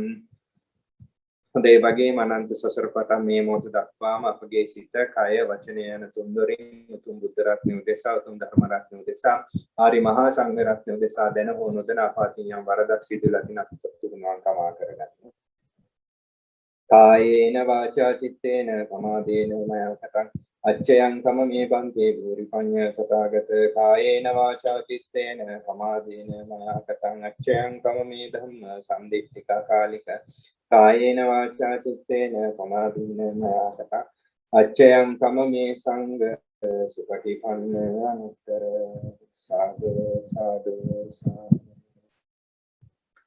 මේ රැස් කරගත්තා උදාහරතර පුණ්‍ය ශක්තියින් ඥාන භාව බලෙන් විශේෂයෙන් මේ අවස්ථාවට මේ ධර්ම ශ්‍රවණය කිරීම සඳහා පැමිණ සහ සම්බන්ධ වෙලා සිටින්නා වූ සෑම සිළු දෙනාටමත් විශේෂයෙන් මේ අවස්ථාවට සහ සම්බන්ධ වුණා නමුත් මේ හා කටයුතු කරන්නා වූ හැම දෙනාටමත් ඒ වගේම විශේෂයෙන් සදහම් සෙවන බෞද්ධ මධ්‍යස්ථානයේ ඒ කටයුතු කරන කෝසල මහත්මයා ඒ වගේම ඉදික මහත්මයා ඇතුළු ප්‍රේමලාල් මහත්මයා ඇතුළු මෙහිට සහ සම්බන්ධ වෙලා කටයුතු කරන්නා වූ සෑම සිළු දෙනාටමත් ඒ වගේම අපෝ හදා වඩා පෝෂණය කළා වූ අපගේ දෙමව්පියන් ගුරුවරුන් ඥාති හිතයිසීන් බන්දු මිත්‍රාදී සෑම සිළු දෙනාටමත් අපට හිතවත් මැදහත් හිතවත් සෑම සිළු සත්නක සියලු සෙත සාන්තිය යහපත මුදා වේවා නිදුක් නිරෝගී සුඛී සුවපත් භාවයේ හැම දිනාටම සැලසේවා හැම දිනාගෙම චිත්ත අභ්‍යන්තරයේ සිත තුල පවතින සියලු සම්‍යක් ප්‍රාර්ථනාම යහපත් සිතුම් පැතුම් මේ වේවි මිෂ්ටි සිද්ධ වේවා මල්පල ගැනේවා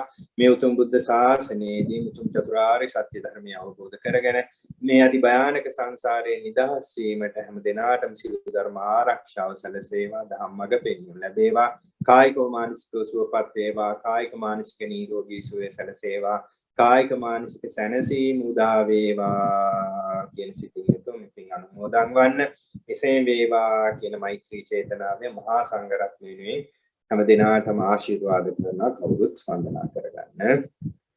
සබ්බීතියෝ විරජන්තු සබ්බ රෝගෝ විනස්සතු මාතේ භවත්වන්තරායෝ සුඛී දීඝායුකෝ භව භවතු සබ්බ මංගලං රක්ඛන්තු සම්ප දේවතා සබ්බ බුද්ධානුභාවේන සදා සොත්තේ භවන්තු තේ භවතු සබ්බ මංගලං රක්ඛන්තු සම්ප දේවතා සබ්බ ධම්මානුභාවේන සදා සොත්තේ භවන්තු තේ භවතු සබ්බ මංගලං රක්ඛන්තු සම්ප දේවතා සබ්බ සංඝානුභාවේන සදා සොත්තේ භවන්තු තේ අභිවාදන සීලිස්ස නිච්ඡං වද්දා ප්‍රචායිනෝ චත්තාරෝ ධම්මා වඩ්ඩන්ති ආයුවන්නෝ සුඛං බලං ආයුරාෝග්‍ය සම්පatti සග්ග සම්පatti මේවච අතෝ නිබ්බාන සම්පatti විනාතේ සමිච්ඡතු. සාදු සාදු සාදු. හැම දිනාටම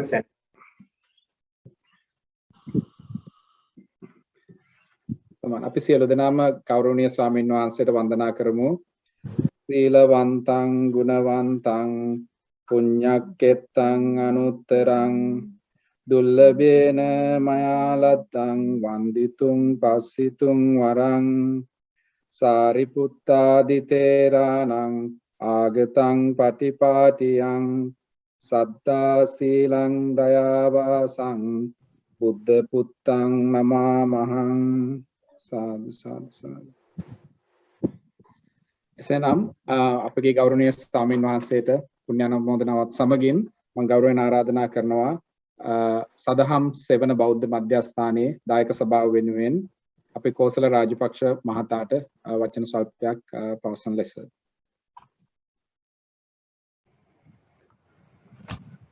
අවසරයි ස්වාමීන් වහන්සේ, තෙරුවන් සරණයි. මුලින්ම දායක සභාව සහ අද දවසේ අපිත් එක්ක සම්බන්ධ වෙච්ච මේ කල්යාණ මිත්‍රයන් සියලු දෙනා වෙනුවෙන් ඔබ වහන්සේට පාද නමස්කාර පූර්වකව ස්තුතිවන්ත වෙන්න, ඒ වගේම පුණ්‍යානුමෝදනාවක් සිද්ධ කරන්න කැමති. ඔබ වහන්සේ බලාපොරොත්තු වෙන ඵලයක් වේ නම් එය ඊටම නොබෝ කාලයකින් සපසයිද ප්‍රතිපදාවකින් ලැබේවා මේ පුණ්‍ය කර්මයෙන්. ඒ වගේම සදහම් සෙවන ආයතනය ගැන කතා කරනකොට අපි කවුරුත් දන්නා විදිහට මේ ආයතනය අපි දැනට මාස කිහිපයකට ප්‍රථම ආරම්භ කළේ මේ විශේෂයෙන්ම සිඩ්නි නුවර වෙසෙන මේ සුවාසක් බවද ජනතාවට ඒ සම්මා සම්බුදු පියාණන් වහන්සේ දේශනා කරපු මේ අමාදුර විවර කරන්න, ඒ ධර්මයේ හැසිරෙන්න අවස්ථාව ලබා දෙන්න, ඒ වගේම ඒ ධර්මය වැඩියෙන් අහන්න අවස්ථාව ලබා දෙන්න තමයි අපි අත්‍තරම මේ ආයතනය පටන් ගත්තේ. ඉතින් අද දවසේ අපිට මේ සම්බන්ධ වෙලා තියෙන පිරිස විශේෂයෙන්ම දැන් ඔබ සියලු දෙනාම දන්නවා Zoom තාක්ෂණයට අමතරව මේ වැඩසටහන සජීවීව අපගේ වෙබ්සයිට් අපේ වෙබ් අඩවිය හරහා විකාශනය වෙනවා. ඉතින් ඒ සම්බන්ධ වෙලා තියෙන පිරිස දැක්කහම අපිට ඇත්තටම අපේ ඒ උත්සාහය මල්පල් පළ ගැන්වීගෙන යන බවක් පේන්න තියෙනවා. ඇත්තටම විශේෂයෙන් මේ වැඩසටහන් මාලාව දිහා බැලුවොත් එහෙම ඇත්තටම ඔයගලන්ට පේනවා ඇති සම්මා සම්බුදු පියාණන් වහන්සේ දේශනා කරපු ඒ ධර්මයේ මූලික හරය අපේ ප්‍රධාන අනුශාසක වැකඩපොළ විමඥාන ස්වාමීන් වහන්සේගේ ඒ මඟ පෙන්වීම යටතේ ඒ ධර්මයේ මූලිකම හරය චතුරාර්ය සත්‍ය වගේම පටිච්ච සමුප්පාද ධර්මය ඒ වගේම සතර සතිපට්ඨානය වගේ ඒ වගේ පැතිකඩ ධර්මයේ ලංකාවේ ගල්දුව ආරණ්‍ය සේනාසනය වගේම අනිකුත් සේනාසනවලත් ඉන්න විශිෂ්ට ධර්ම කතික ස්වාමීන් වහන්සේලා හරහා ඔබ සියලු දෙනාට අපේ කල්යාණ මිත්‍රයන්ට අහන්න අපි අවස්ථාව සලසා දෙනවා වගේම ධර්මයේ සාකච්ඡා කරන්නත් අවස්ථාව සලසා දෙනවා මේ වැඩසටහන හරහා. ඉතින් ඇත්තටම මෙවැනි වැඩසටහන් අපිට කරන්න පුළුවන් වෙන්නේ අපේ මේ ආයතනයත් එක්ක අපිත් එක්ක සම්බන්ධ වෙලා ඉන්න මේ කල්යාණ මිත්‍ර පිරිස නිසා. ඉතින් බුදුරජාණන් වහන්සේ දේශනා කරා ශාසනයේ පැවැත්ම තියෙන්නේ කල්යාණ මිත්‍රයන් උඩ කියන එක. ඉතින් ඒ අනුව අතන අපිට විශාල සහයෝගයක් මේ වෙනකොට අපිත් එක්ක ඉන්න මේ කල්යාණ මිත්‍රයන්ගෙන් ලැබෙනවා. ඉතින් මම මතක් කර සිටිනවා අපේ වෙබ් අඩවියේ අපි ඉදිරියට කරන්න යන වැඩසටහන් හැම දෙයක්ම අපි ඔබ සියලු දෙනාගේ පහසු සඳහා මේ වෙනකොට අපේ වෙබ්සයිට් එක ඒ හැම තොරතුරක්ම අපි මේ සපයලා තියෙනවා. ඔයගලන්ට ඉස්සරහට තියෙන ඒ වැඩසටහන් වලට සම්බන්ධ වෙන්න අවශ්‍ය නම් ඒ වගේම ඒවට යම් කිසි විදිහක අනුග්‍රහයක් දක්වන්න අවශ්‍ය නම් වෙබ්සයිට් එක හරහාම ඒ අනුග්‍රහයන් දැක්විය හැකියි. ඒ වගේම විශේෂයෙන්ම අපේ විහාරස්ථානයේ ඉන්න නේවාසික සංඝරත්නයට දානය පිළිගැනීම වගේ දේවල් කරන්න අවශ්‍ය නම් අතර මේ ලොක්ඩවුන් කාලයෙන් පස්සේ අපේ වෙබ් අඩවිය හරහා ඒ අවස්ථාවන් උදා කරගන්න අපි ඒ අවශ්‍ය කරන පහසුකම් සලසලා තියෙනවා. ඉතින් ඊට අමතරව ඉතින් මේ අපේ දායක සභාව සමග එකතු වෙලා මේ වැඩ පිළිවෙලට සක්‍රියව දායක වෙන්න අවශ්‍ය නම් ඒ දායක සභාවට එකතු වෙන්න ඕන නම් ඒට අවශ්‍ය කරන ඒ සමාජික අයදුම්පත් ඒ හැම දෙයක්ම ඇත්තම අපේ වෙබ්සයිට් එක හරහා ඔයගලන්ට අපි සපයලා තියෙනවා. ඒ වෙබ්සයිට් එක හරහා ඒ දේවල් කරගන්න පුළුවන්. ඉතින් ඒ වගේම ඕනම වෙලාවක අපිත් එක්ක සම්බන්ධ වෙන්න අපිත් එක්ක ඒ අවශ්‍ය ඕනම ඒ කියන්නේ මේ වැඩ කටයුතු සම්බන්ධයෙන් ඔබට කිසියම් හෝ ප්‍රශ්නයක් තියෙනවා නම් හෝ යම්කිසි විදියක ෆීඩ්බැක් එකක් අපිට දෙන්න ඕනේ නම් අපිත් එක්ක සම්බන්ධ වෙන්න අපිට එක්ක සාකච්ඡා කරන්න. විශේෂයෙන්ම දැන් කටින කාලය වස් කාලය පටන් අරගෙන තියෙනවා. ඉතින් අපේ මේ වෙනකොට අපේ වස් කටින උත්සවය සංවිධානය කරලා තියෙනවා නොවැම්බර් 7 වෙනිදා පවත්වන්න. ඊට සමගාමීව කටින චීවරය පිළියෙල කිරීමේ කටයුතු සිද්ධ කරනවා. අපි බලාපොරොත්තු වෙන ඇත්තටම තැන් 10ක විතර ඒ කටින චීවරය ඒ මහාන කටයුතු කරන්න. ඉතින් ඒ ගැන තොරතුරු සාකච්ඡා කරන්න අවශ්‍ය නම් එහෙම නැත්නම් ඒ වස් කාලය තුළ ස්වාමීන් වහන්සේගේ ඒ අවශ්‍යතාව හොයලා බලන්න ඒ දේවල් වලට ඔයගලන්ගේ ඒ යම්කිසි ඒ දේවල් කරන්න අවශ්‍ය නම් අපිත් එක්ක සම්බන්ධ වෙන්න ඒ විස්තර දැනගන්න. ඉතින් මතක් කර සිටිනවා මේ වැඩසටහන් මාලාවේ දෙවන වැඩසටහන ළමන ඉරිදා 6:25 මාර්ගයේ සිට 8 දක්වා සිඩ්නි වෙලාවෙන් පැවැත්වෙනවා. ඒ වැඩසටහන ඇත්තටම දුක්ඛ සත්‍ය ගැන තමයි ඒ වැඩසටහන පැවැත්වෙන්නේ. අනුශාසකත්වයේ දරන්නේ මිනුවන්ගොඩ ස්ථිති සදහම් යෝගාශ්‍රමයේ ප්‍රධාන අනුශාසක අතිපූජ්‍ය වට්ටාරම ධම්මදස්සී ස්වාමීන් වහන්සේ තමයි ඒ අනුශාසනාව සිදු කරනු ලබන්නේ. ඉතින් මතක් කර සිටිනවා මේ වැඩසටහනත් එක්කත් අපිත් එක්ක සම්බන්ධ වෙන්න කියලා. ඒ වැඩසටහන ඉවරන්නේ තමයි අද සිට ඔක්තෝබර් 31 වෙනිදා වෙනකන් හැම ඉරිදා දවසකම මේ වෙලාව 6:00 සිට 8 වෙනකන් ඒ කාලය වෙන් කරගන්න කියලා මතක් කර සිටිනවා. අපේ එකම ධර්ම දේශනාව ඒ කාලයට වෙනස් වෙලාවක තියෙන්නේ අපේ වැලිමඩ ජිනාලංකාර ස්වාමීන් වහන්සේ පවත්වන ඒ ධර්ම දේශනාව ඒක ඇත්තටම සිඩ්නි වෙලාවෙන් 7:00ට පටන් ගන්නෙ. ඒ වුණාම අනිත් හැම ධර්ම දේශනාවක්ම මේ වෙනකොට සංවිධානය කරලා තියෙන්නේ 6:00 ඉඳන් 8 වෙනකන් ඒ කාලය. ඉතින් ඒ කාලය වෙන් කරගන්න මොකද මේක ඔබේ මෙලෝ ජීවිතය විතරක් නෙවෙයි මුළු සසර ජීවිතේටම කරන ඉතාම වටිනා ආයෝජනයක් කියන එකත් මතක් කර සිටිනවා. සියලු දෙනාටම දරුවන් සරණයි. දරුවන් සරණයි කෝසල මහත්මයා. එසේනම් මේ වැඩසටහන අද සාර්ථක කරගන්නට අපගේ කල්යාණ මිත්‍රයන්න් වහන්සේ දැක්වූ ඒ අනුග්‍රහය ගංගොඩවල ආර්යගැවිසි ස්වාමීන්ද්‍රයන් වහන්සේ දැක්වූ අනුග්‍රහය සහ ඔබ සියලු දෙනාගේම සහභාගීත්වය කෘතඥතාපූර්වකව සිහි කරන අතරින්ම නැවතත් ලබන ඉරිදා පස්වරු 6:30ට මේ ධර්ම දේශනා මාලාවේ දෙවැනි වැඩසටහන සමගින් සම්බන්ධ වන්නට බලාපොරොත්තු වෙන ඔබ සියලු දෙනාටම තෙරුවන් සරණ ප්‍රාර්ථනා කරමින් අදට සමුගන්නවා. තෙරුවන් සරණයි.